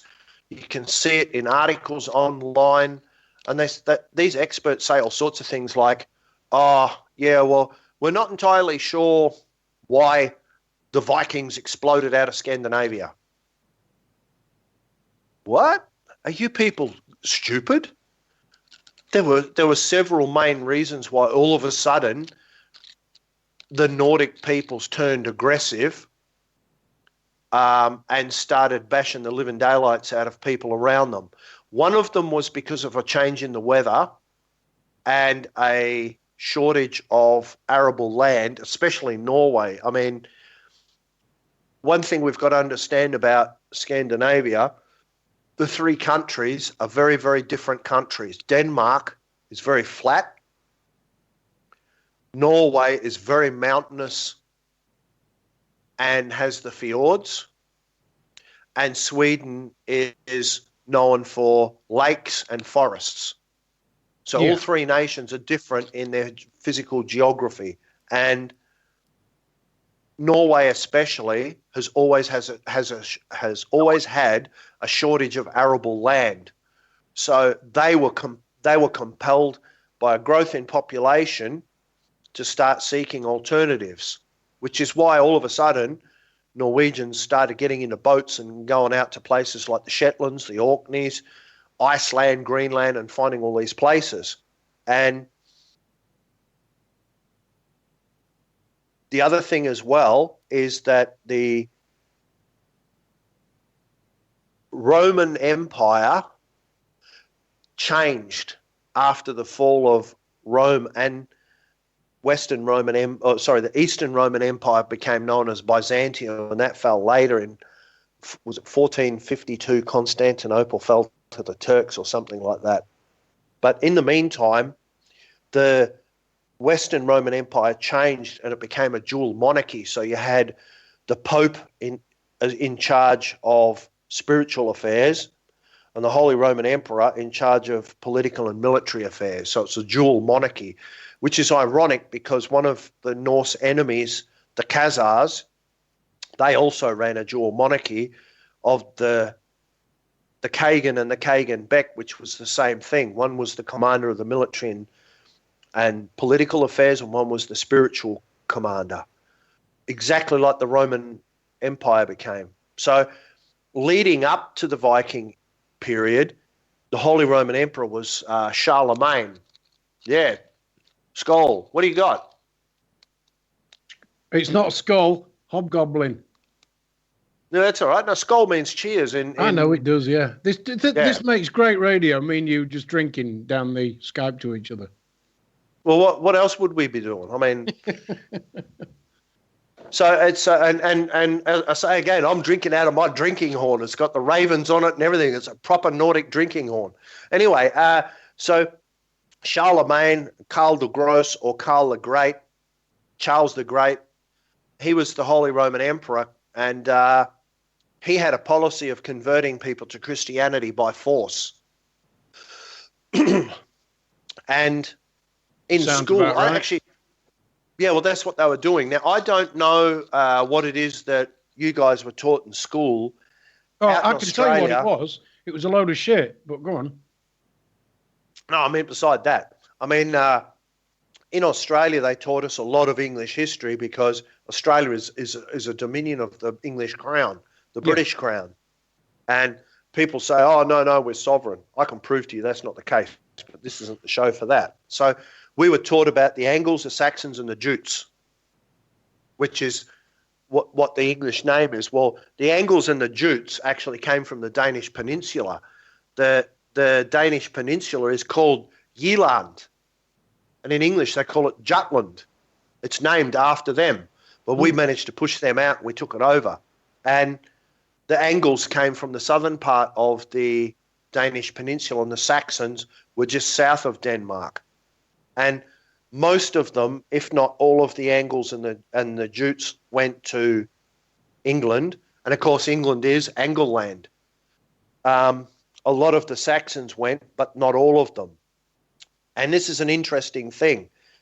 The Angles and the Jutes came from the Danish peninsula. They were related to us in language and in blood. So when we arrived hundreds of years later and says, hey, boys, pay us and we'll go away, the languages were very close. So they could communicate. Anyway, so old Charlemagne, he decides he's going to start expanding his Holy Roman Empire, and the Saxons were in the way. And the Saxons didn't want to become Christians. They had their own religious system, and it revolved around this huge tree. I can't remember what the hell they called that tree. I wonder if I wrote that down anywhere. I'll keep looking while I'm talking to you. And they had this huge tree. It began with I, something like Ingvi or Ingvar or something like that, which is obviously a Nordic name. It's not that.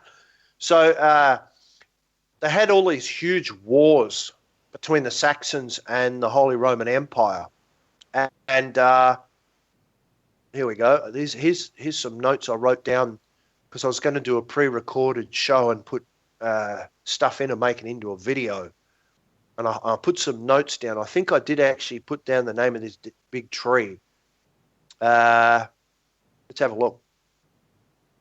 Anyway, I'll keep talking while I'm telling you about it. So they didn't want to become Christians, and they had these big wars. So the Holy Roman Empire won, and there was this massacre where I think it was either 5,000 or 6,000 Saxons were converted by force to Christianity, and then Charlemagne had them all beheaded. Now, Widukind, the Saxon king, he fled to Denmark. And being a king, he was greeted as a king and treated as a king in Denmark.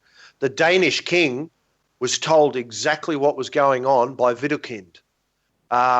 And he stayed with Sigurd Ring, who ironically, guess who Sigurd Ring's son was? Ragnar Lothbrok, or Ragnar Hairy Breeches, because that's what it means, hairy breeches. And he told him exactly what was going on in the year 777. And of course, the Viking Age begins 16 years later, so they tell me. So they massacred all of these Saxons. He goes north. He tells our king, Sigurd Ring, and he's like, well, shit, I don't like the sounds of that. We've got a very, very, very powerful force to the south who are out to convert everybody. So that doesn't sound good to us. They started building what's called Danevirk, which was a huge rampart across the Danish peninsula to keep the Holy Roman Empire out, and that was expanded over time. Each king after him did a bit more. And so the Danes were sitting watching this. All these people are getting smashed and being forced to convert. Now, the church was very, very smart in its tactics and resembles how the Russians are. They had a long-term plan. They knew that they would never forcibly convert Scandinavia. There's no way. There's no way you'd have enough forces to come up and forcibly convert them.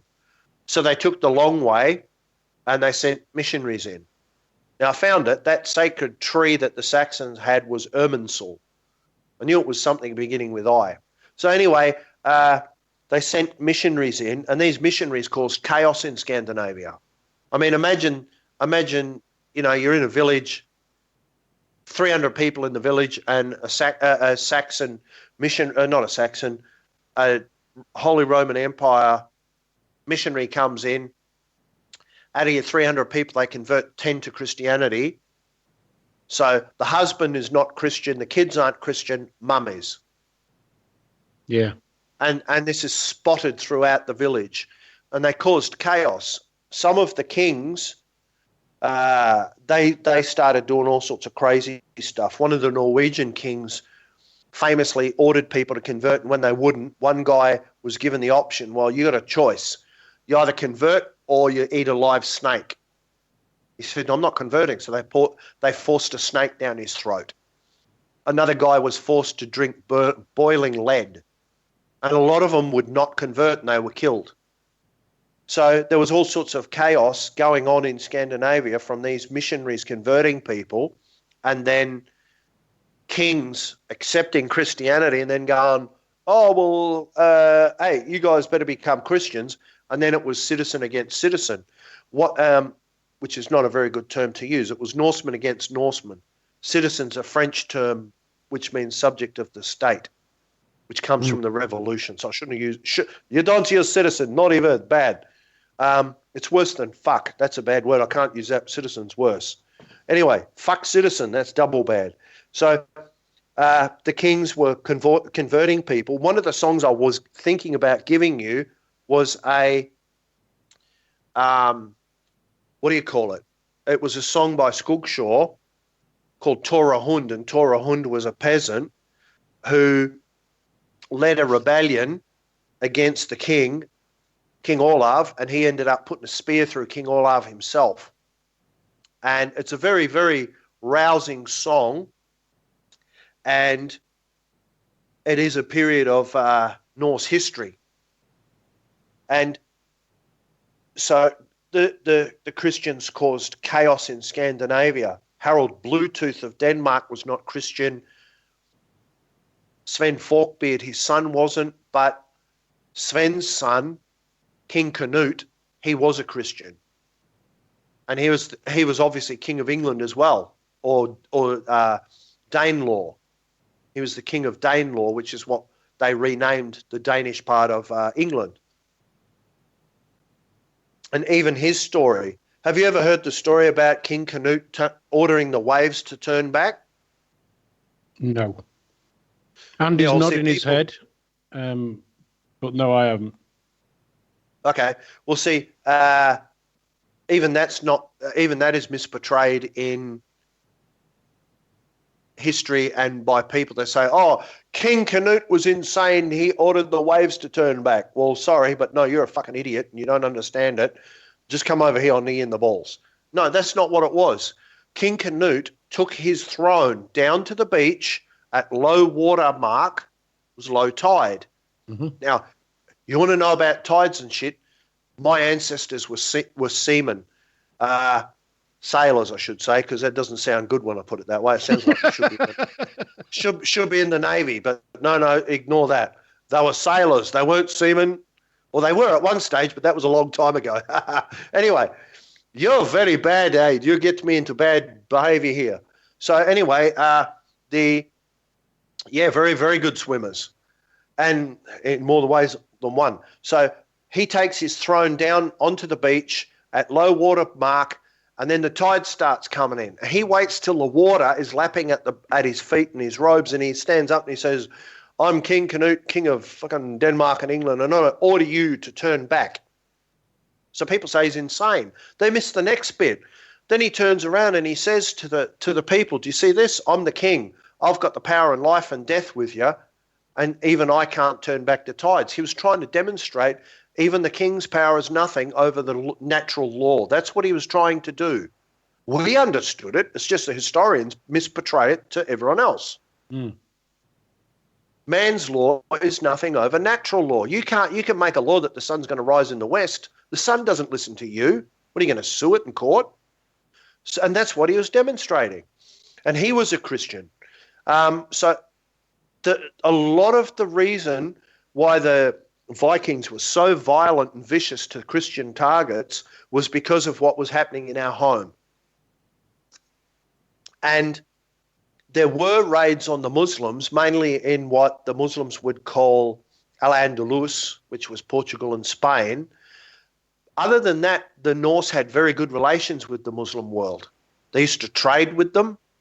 And as I said, some of the Norsemen converted to Christianity, to Islam, and there were some very famous Muslims actually went to Scandinavia and wrote about it. And there was a grave opened up. If I remember correctly, it was on the island where Birka was, which is a Swedish trading town.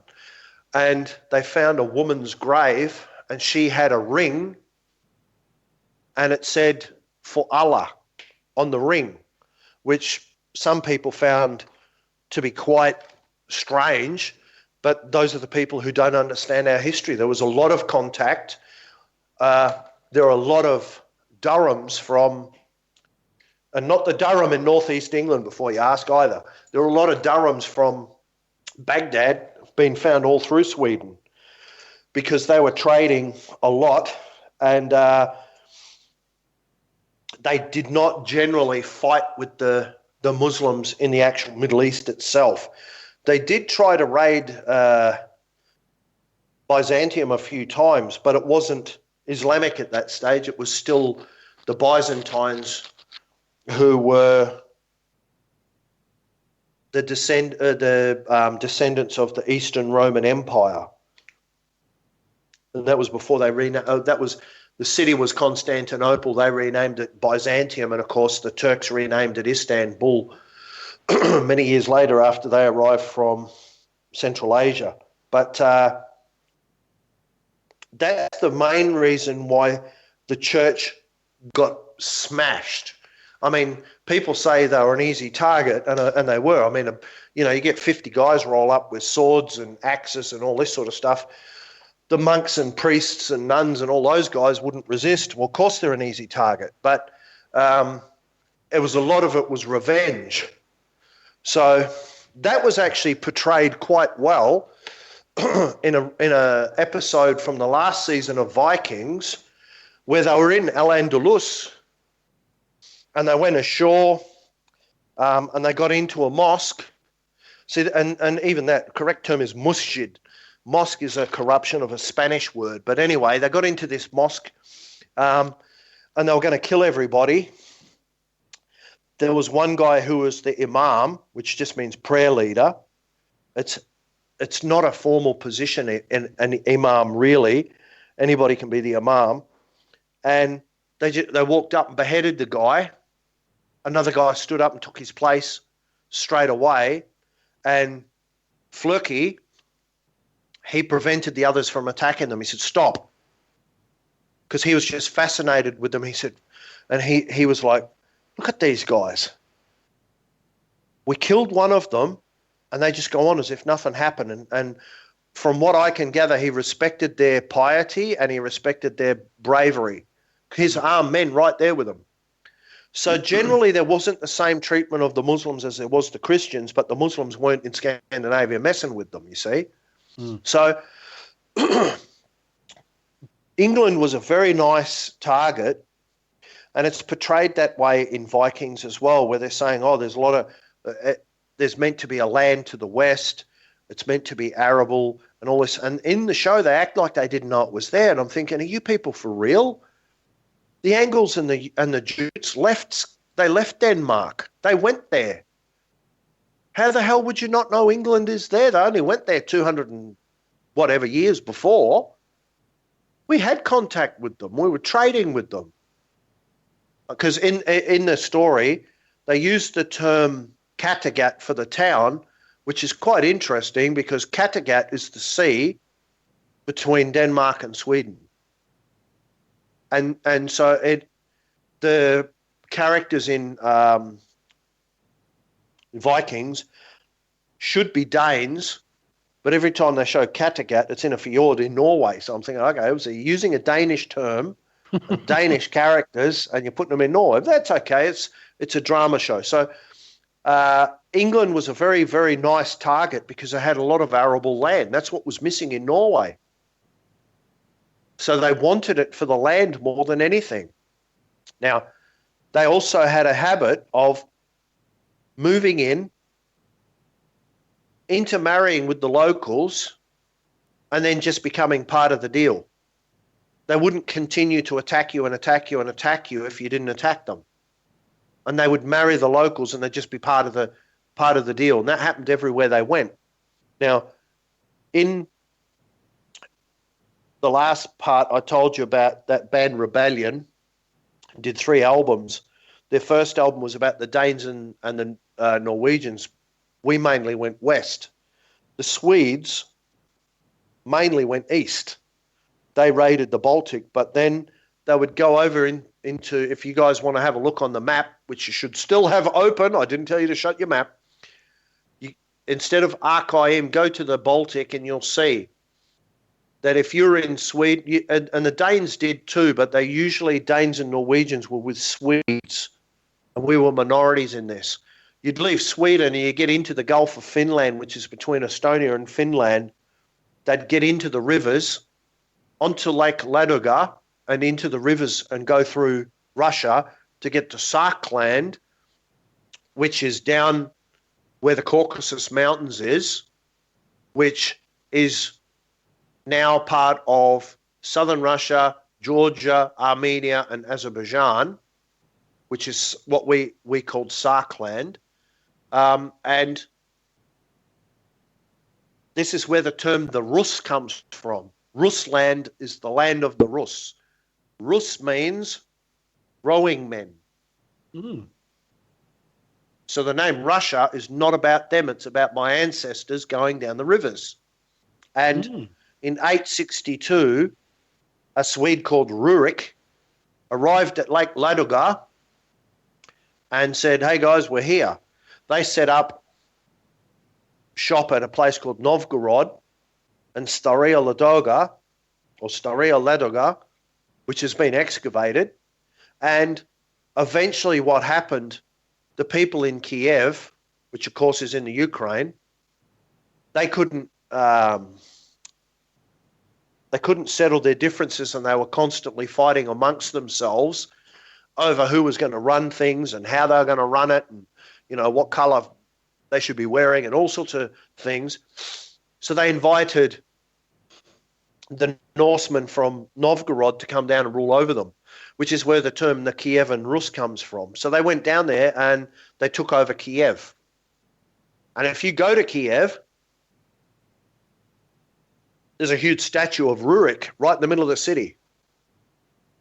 You see, so it's interesting that if I'm correct, and I could be very wrong, I've been wrong before, and I'll be wrong again, and I could be wrong now, but if I'm correct that the people that we call Scandinavians came from Archaim, then we've got multiple blood connections to the Russians and the Belarusians and the Ukrainians, because we all evolved in a roughly the same area and came through there, but we came back and intermarried with them. And later on, the Kievan Rus called for help.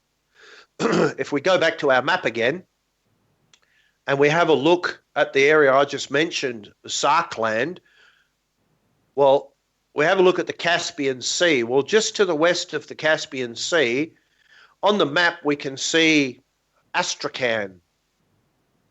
In that area and to the west of it was the Khazar Empire. And they had a dual capital. They didn't just have a dual monarchy. They had a dual capital. They had Atil and they had Sarkel. And as we've said before, the Sarkels flooded. They were semi-nomadic and they'd go backwards and forwards between their two capitals, and they'd camp out and have barbecues and all sorts of good shit. And their main income, the Khazar Empire was from two things. It was from taxation of trade routes, which would go through their empire from the Middle East to Europe, and also from slave trading. So as the Kievan Rus Empire expanded east, the Khazar Empire expanded west, and there was conflict. So it got to the point where the Khazars were really harassing the Kievan Rus, and so they just called home for reinforcements. Unfortunately for the Khazars, they may have been good warriors, but they weren't Norsemen. It culminated in 50,000 Norsemen arriving to help the Kievan Rus, and the Khazar Empire was smashed. Absolutely smashed. Now, I actually have a picture. You can find it on Google Images. I've got a picture of a battle between Khazar cavalry and some foot soldiers and Norsemen. And, of course, the Norsemen, we didn't use cavalry so much. We were foot soldiers. And you'll find these images on Google Images. Quite a good picture. The Khazars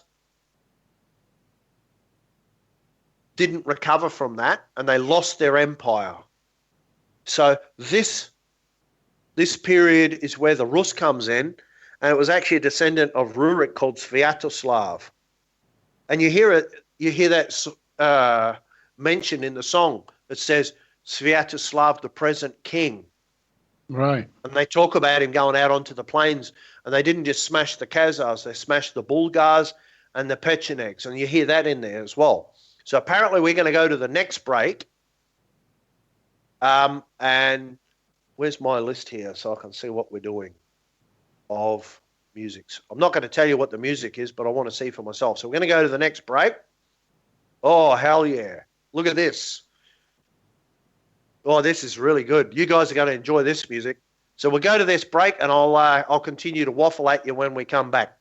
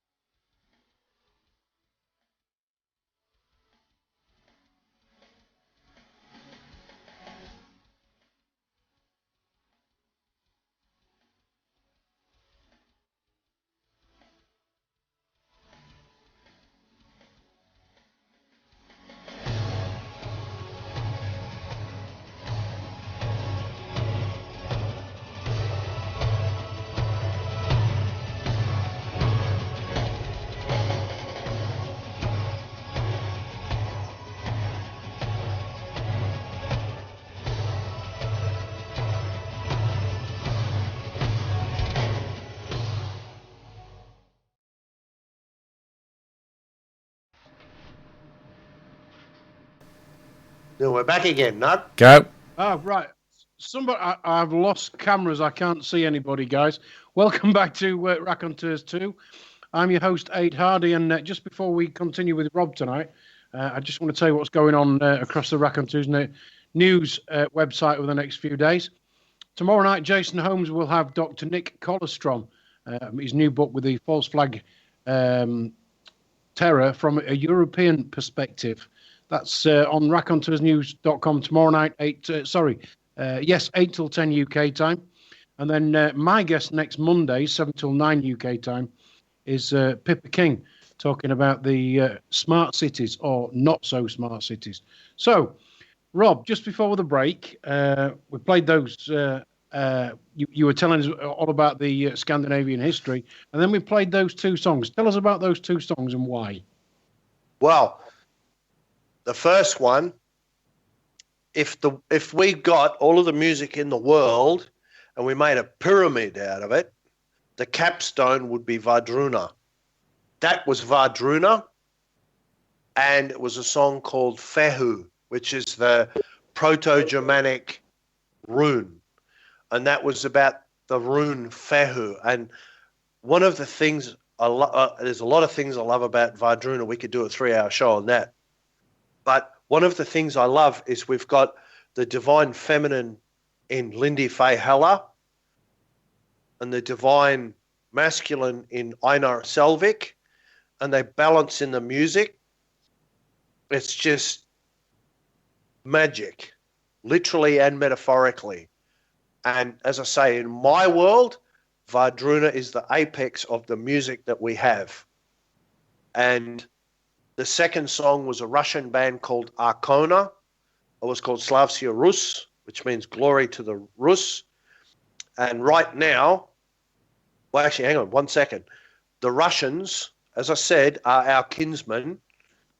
And right now, our kinsmen are fighting the Western Crusader vermin in Syria. Hopefully, they'll start shooting the wankers down and we can celebrate that as well. So, seeing we're talking about the Rus and we're talking about that history, I thought we'd include Arkona because they are Russians. Maria Arkhipova, known as Masha Scream, is the vocalist. She's very, very good. You don't hear the best of her in that song, but that's about the glory of the Rus. And so that's why I included those two songs. Fehu is not something that's the Proto-Germanic rune. Fehu is about wealth and possessions such as cattle and horses, and the trouble that and the songs about the trouble it can cause between people over it. That's not on topic, but I chose that because the way it sounds is just brilliant. And they're good people. I communicate with them on a semi-regular basis on Facebook, and Einar and Lindy Faye, Eilif, HC, Arne and Chell, the sound that they put together. I mean, Christian Espedal, known as Gal, he's no longer with the band, which is a pity because he was very deep voice and added a very good sound to it. But the sound these guys put out, as I said, you're not going to get a seat when they play in Istanbul. They're also very popular in Moscow. There's tons of people wanting them to play in Argentina and Brazil. And you listen to it and it's just, as Andy said about both of them, it's very primal, the drum beats and everything. It is. If this does not mess with your chakras and your kundalini, I'd be shocked. But that's why I've picked those two. Vardruna is something I listen to every day. And in my opinion, if Einar Selvik is not the most powerful skald or bard that we have right now, I don't know who is. Because he puts a lot of knowledge on multiple levels into the songs, and the way the people perform it, it's just brilliant. You know, I could do a whole show on Vardruna and the songs and everything. It's just I love it because it's it's very esoteric. There's multiple levels to it. I love it that way because it makes you think and you feel. Oh, it's just excellent. So that's why I picked all that. Excellent. Rob, we've got about 20, 25 minutes maybe, because I know you want to play some more songs at the end, and I'll need a couple of minutes to wrap up the show. Yeah. So where do you want to go? Why don't you sort of give us a 1 minute, this is where we've got up to, and then take it from there. Well, we've got a question here apparently. Hang on 2 seconds while I read this. Have I got any links to it? Yeah, it's easy. Go on to YouTube and type in Vardruna, Wardurna. You'll get a whole stack of stuff, and it's excellent. I mean, one of the bestest videos is Vardruna performing Hagal in front of the Gokstad ship, for fuck's sakes. In the Viking Ship Museum in Oslo, standing in front of the Gokstad ship, a genuine Viking era ship. You're not even allowed to touch that, let alone perform music near it. And the Norwegian government invites them to go and perform in front of the Gokstad ship. You know, and it's just, I don't see how there's something better than this. And it hits me in a point where the Nordic in me, the Dane in me just wants to strap the armour on and grab the axe and fucking sail to England and bash people. Not you guys, because I'll let you off because I think you're all right most of the time. But, yeah, it's just, I don't know. The music is on multiple levels. The way the wording is very, very cunning because it looks like it's singing about this, but then it could also be this. And the music is also very, very intense, which I remember Tony before, when I was on before, we played Tear by Vardruna from their last album, Ragnarok. And the, what do you call it? The song that he played, he freaked out. He listened to it and he said, wow, this is really moving me. And I'm like, yeah, of course. So he said it was, he could feel, I can't remember how he put it, but it was something like he could feel it activating his chakras or something like that. And that is what it does. It really messes with you, and I love it. You know, it's not just simple pop music. What they call it, bubblegum pop music. There's a lot of feeling in it. It's intense. You listen to the words, and it's just brilliant. So what were you going to ask me? You wanted me to say something in a brief manner, which I don't know that that's possible with me, but yeah, we'll we've got about 13, 14 minutes.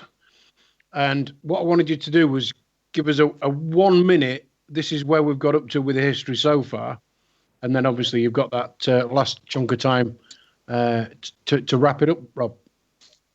Well, I was talking about how the Christian targets had a different treatment than the other targets, and how the Swedes mainly went into the east and into the rivers of Russia.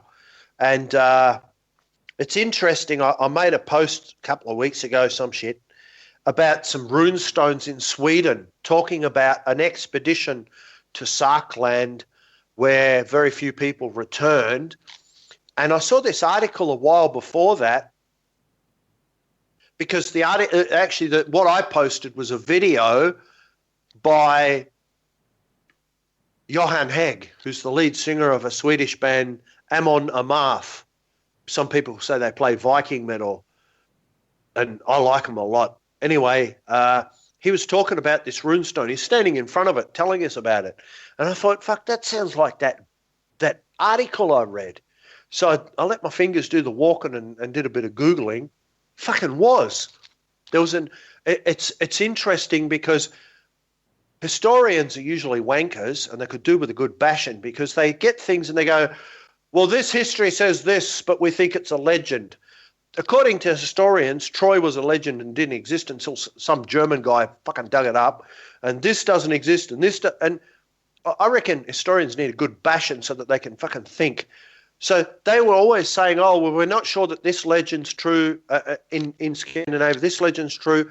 And a lot of the rune stones and the sagas have been proven to be accurate. And this one that he was standing in front of, as I said, was about an expedition to Sarkland. Like I said before, was the area of the Caucasus and the Caspian. And I remember reading this article where they'd found a written account of this huge battle in Sarkland where the Norse had gotten involved and the majority of them were killed in this battle. It wasn't even theirs. They'd joined in this battle to help someone. And they were talking about this huge battle. And it was the other end of the same story as the runestone.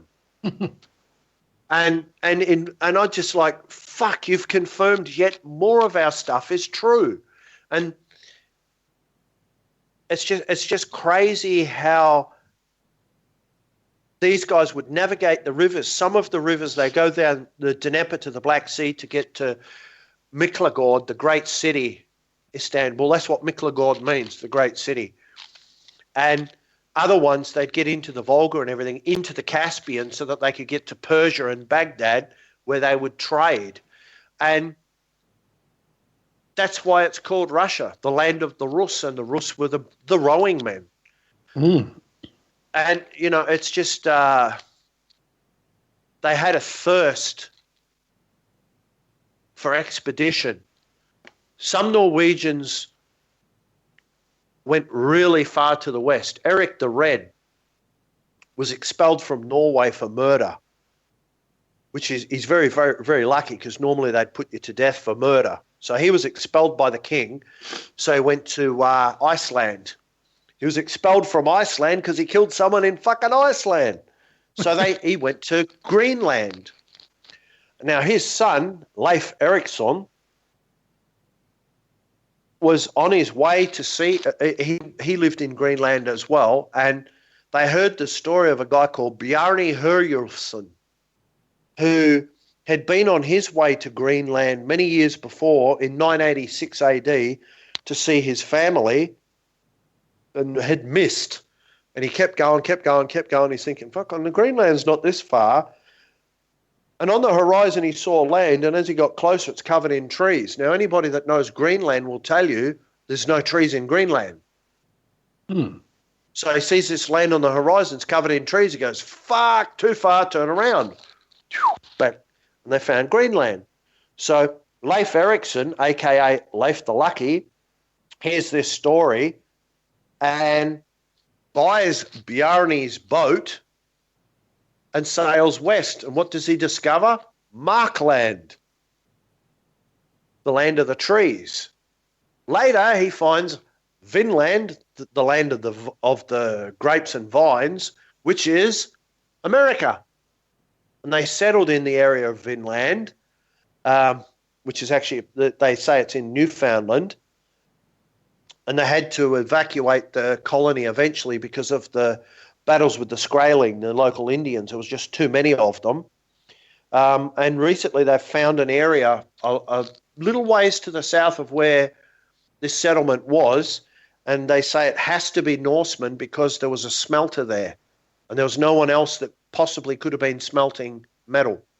And it's an unknown colony, and they still don't know anything about it. Wow. So Leif Erikson landed in Vinland in the year 1000 AD. And when you look at the ships, the main two types of ships in those days was the Drakkar, which is why they call it dragon ships, which was a warship, and the Canar, which was a merchant ship. And they are very, very different. The Canar had a deeper draft than the Drakkar. The Drakkar had a very wide beam and a very, very shallow draft. She could be sailed up onto the beach and in a very, very, very shallow river. And even today, there are still lots of boats in Scandinavia very similar to the Drakkar. I mean, in Denmark, if you go to Roskilde, which is on Roskilde Fjord to the west of Copenhagen, I suppose you guys would call it Copenhagen. Blasphemy. They have the Viking ship museum where they build them. And I saw this really good video on YouTube where they raced a Drakkar against a modern yacht, and the Drakkar won. Because guess what? The Drakkars can sail into the wind, and most modern boats can't. She can sail into the wind. And here's an interesting little detail for you. Port and starboard on a boat. Do you know what that means? For real, where it came from? I have no idea. In the old days, the Norse ships had a steerboard, and it was usually on the right side of the ship at the stern. They didn't have a rudder, they had a steerboard, and you'd stand up in the stern and you'd steer with the steerboard. And obviously you couldn't tie up on that side. So the side that you tie up on, the left side, is the port side. The right side is the steerboard, the starboard side. So even ships are named after our system. So the Drakkar, she could flex. She was one of the first ships, the so-called Viking ships, even though there was others. I mean, there's a Skulderlev, there's a couple of types of Skulderlev that were found sunk in fjords in Denmark as block ships. The Viking ships were some of the first in the world with keels. And usually the keel was one solid piece of wood. And here's the thing, the Norse didn't have the saws. They had the axe and they had an adze. So if you had a keel with one piece, that was done with an axe and an adze. And they never went against the grain. Everything was done with the grain of the wood, which made it very strong. But your Drakkar, she could flex over on the waves. Some of the seas that they had to go through, people wouldn't even do it today. However, there is a Drakkar called Draken Harald Hårfager, or the Dragon Harold Finehair. I think she's still in America. They sailed her from Norway to America last year. It was brilliant. You should see the pictures of her sailing through icebergs. It's like, get the fuck out. They haven't done this since the year 1000 AD. And here we are in 2016, and Norwegians are doing it again. It's brilliant. It's living history. I'm pretty sure she's still in America, tied up. She's due to come home, and I'd love to sail on a Viking ship because, ironically, I grew up. My stepfather was a Norwegian fisherman, crazy as anything, and we used to go out in the roughest weather. We went out in a cyclone. Or actually, let me rephrase that. A cyclone came down the west coast of Western Australia, west coast of Australia in Western Australia, because there is no fucking west coast of WA. It's only got one coast. So it comes down the coast and it crossed the coast inland, and it was kicking up this huge sea. We went out in it. We were the only boat off the coast of Western Australia because the harbour master had radioed us and ordered us to come in. And I still remember my stepfather, Carl. That's a good name for you, Carl. You know what that means? It means free man. It's an ancient Norse term for free man, Carl. Because remember I said Jarl is an earl. You had the king, you had Jarls, you had Carls, and you had thralls. They're the slaves. Anyway, Carl, he gets on the radio, he goes, they said, you got to come in. We're ordering you to come in. It's too rough. He gets on the radio and says, hey, listen to this. I was sailing in the North Sea with my father in open sailing boats with no engines when I was 12. This is a good day in the North Sea. Fuck off. And he turned the radio off. We continued out. And people have seen this movie, The Perfect Storm. That was what it was like. We had a 50-foot ex-crayfishing boat to convert into a wetliner. And these waves were twice the height of our boat. They were 100-foot waves, and we were out in it. It was excellent. It was like a fucking roller coaster. And I often say to people, if we've got a Scandinavian captain, I don't get concerned, especially a Norwegian. The Danes and the Norwegians are the preeminent seamen in Scandinavia. And it was brilliant. I love being out in a rough sea. So the Norwegians, when they went west, they were going through seas like you've never seen. And it's funny because I got this game, a computer game I downloaded through Steam. Some of you will know what I'm on about. The rest of you won't. It's called Attila Total War. Total War Attila, depends on which way you want to say it. And there's an add-on which I got called Charlemagne. It's the era of Charlemagne. And you can play the Danes. That's why I got it. So when you play the Danish faction and you look at their attributes, I laughed when I saw it. I laughed and laughed.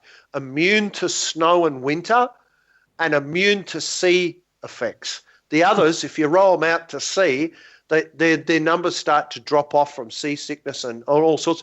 The Danes don't. They're immune to all effects of the sea and the snow. And I find that funny because we used to go out, we didn't give a shit. And Carl was Norwegian and I'm from a Danish background. But ironically, remember I said to you Irish? Mm-hmm. My Irish background's from Limerick. Limerick's a Norwegian city. So I'll have Norwegian in my Irish side, Dane on the Danish side. We used to go out in weather like you wouldn't believe. I didn't give a shit. If it got rough enough, you know what we'd do? We'd tie a lifeline to the boat. So if we went overboard, we could pull ourselves in. And it's just, I like it when it's rough. It's more interesting.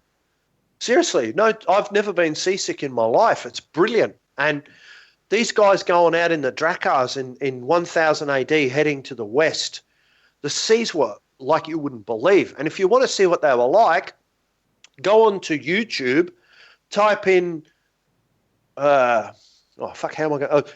Harald Hårfagre. So it's Draken Harald.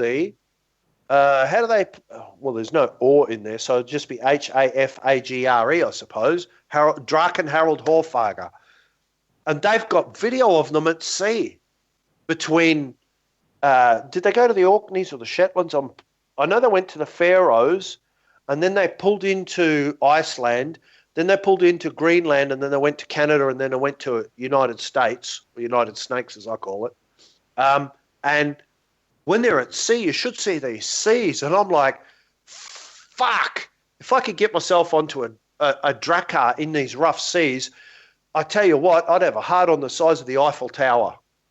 Seriously, I love that sort of thing. It's not just my history in these Viking ships.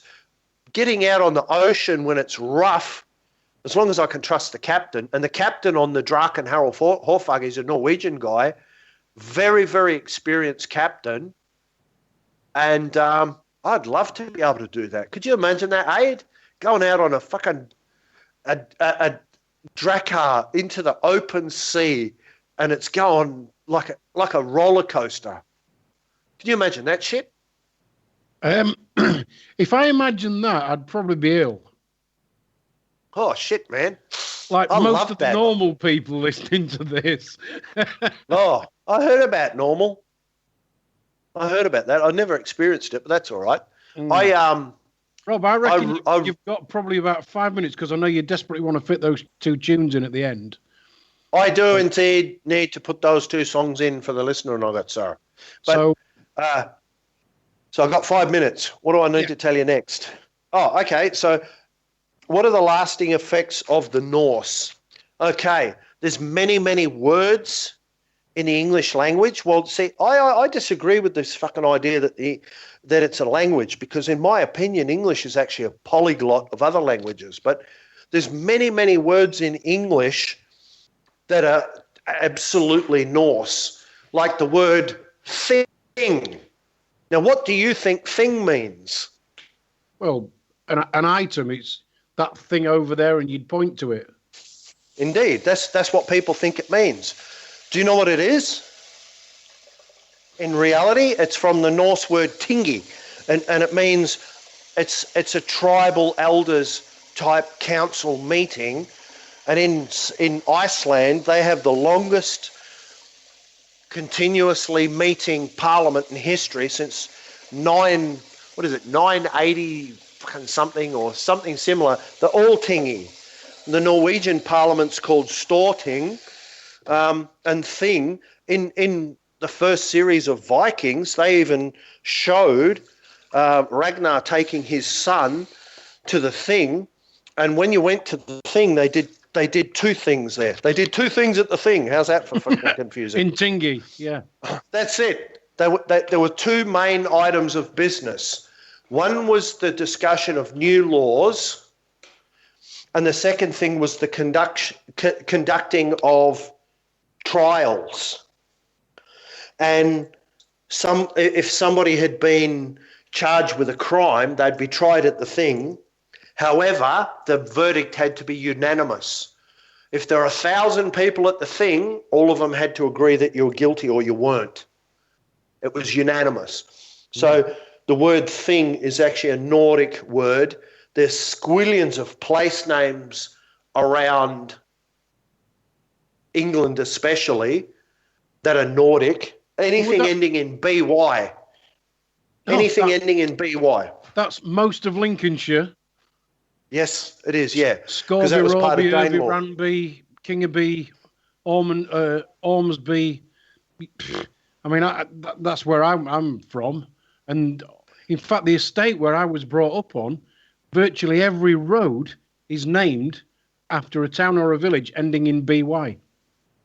There's a very good point. Andy says that's supposed to be Tynwald on the Isle of Man. That is a thing, yes. That's also one of the oldest continuous things.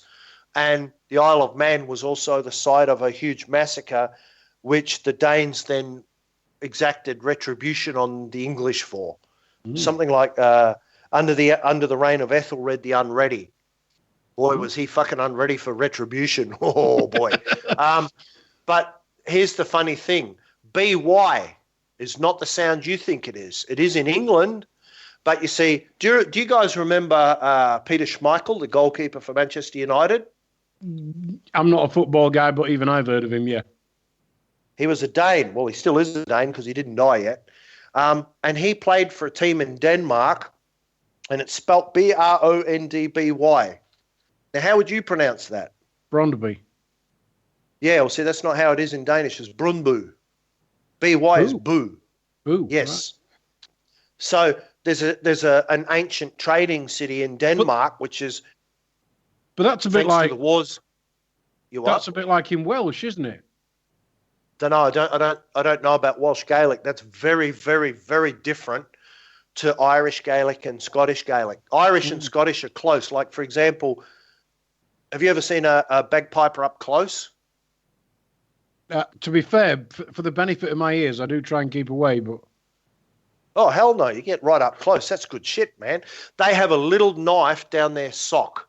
Yeah. It's called a scian dhu, but not in Scotland it's called scian dhu. In Ireland it's called scian dulf, and it's spelt the same way, and it means black blade. I don't know what it's called in Welsh. It could be fucking anything because that's very different. Scots and Irish Gaelic... Well, Gaelic is Scottish and Gaelic is Irish. They're very close. Welsh is different again. But you see, the Boo, there's a very famous trading town in Denmark. It's now in Germany because of the war in 1866, and the Germans managed to move the Danish border north. And it's spelled Hedeby.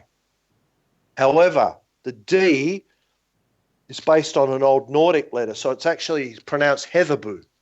And that's now in Germany. It's not far from Schleswig. And it was one of the most famous trading towns in Europe. Wow. Rob, the trading towns was Heatherbu and Birka, which was in Sweden. Rob, I reckon you've got probably 1 minute if I want to fit these tunes in. So how do you want to wrap it up? Don't introduce the tunes. I'll give you a chance to do that, because I want to do a little bit of housekeeping. Okay, no worries. Well, I'll thank everybody for listening. This is the first part was my theory on the origins of my people, where they come from and everything else. I can go into a lot more detail, but we don't have the time on it. And I wanted to give you an overview. I find it very, very flattering that so many people around the world who are not tied to us are interested in my ancestors and our culture and everything. And the music that I've selected is try to get a feel to you of how I feel about things. It's not just the words, it's the feeling of the music. Yeah, we definitely got that from you, Rob. So thank you very much for that, mate. I just want to, I will give you a chance to introduce the final two tracks that you want to play tonight. Sure. But just before we do that, just a reminder what's happening at raconteursnews.com tomorrow night. That's Tuesday, 8 till 10 UK time. Sorry, that's in the evening. So 2000 hours to 22. Jason Holmes will be on with Dr. Nick Collerstrom with his new book on false flags. That's false flag terror from a European perspective. I'll be back next Monday, 7 till 9 p.m. Live here at raconteursnews.com. And my guest next week is Pippa King, talking about smart cities or indeed not so smart cities.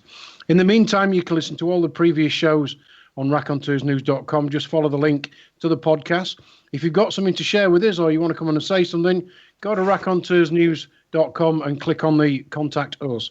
I want to thank my awesome producer tonight, Andy Young. And most of all, I want to thank everybody for listening. But I also want a special thanks to our guest tonight. It's the middle of the night in Australia, and Rob's there doing his thing because he's clearly passionate about it. Rob, tell us about these two tracks that you want to close the show with tonight. Well, before that, I want to just say to the listeners that this Raconteurs news channel is very, very good. I've done a few shows. The guys are easy to get along with. I don't hold against them too long that they're English. That's okay. Everyone's got put up with things in life. But they let me select the music. They let me put my show together, and I'm grateful. I thank Andy and I thank Aid. They're pretty good guys. These two songs that we've got coming, we have one by Skogshaw, which is a combination of the members of Vadruna and another band called Enslaved. Skogshaw means mirror, as in a reflection. And the song's called Kvavandi, which means turning. It's about cycles. And the second song is the other band I mentioned before when I mentioned Johan Hegg, Amon Amarth. Now, when that starts up, you guys better put on a crash helmet, a fucking safety belt, 3 condoms, a fireproof suit, acid-proof boots, and fucking sit in your seat because this is some heavy shit, man. And I also want to say Godnat, Ogmangatak, Denmark, Norge, Sverige, Greenland, Iceland, Færøerne, Shetland, and Orkneys. And thanks to the listeners. And, we'll talk to you again. You take care, Rob. Thanks very much, mate.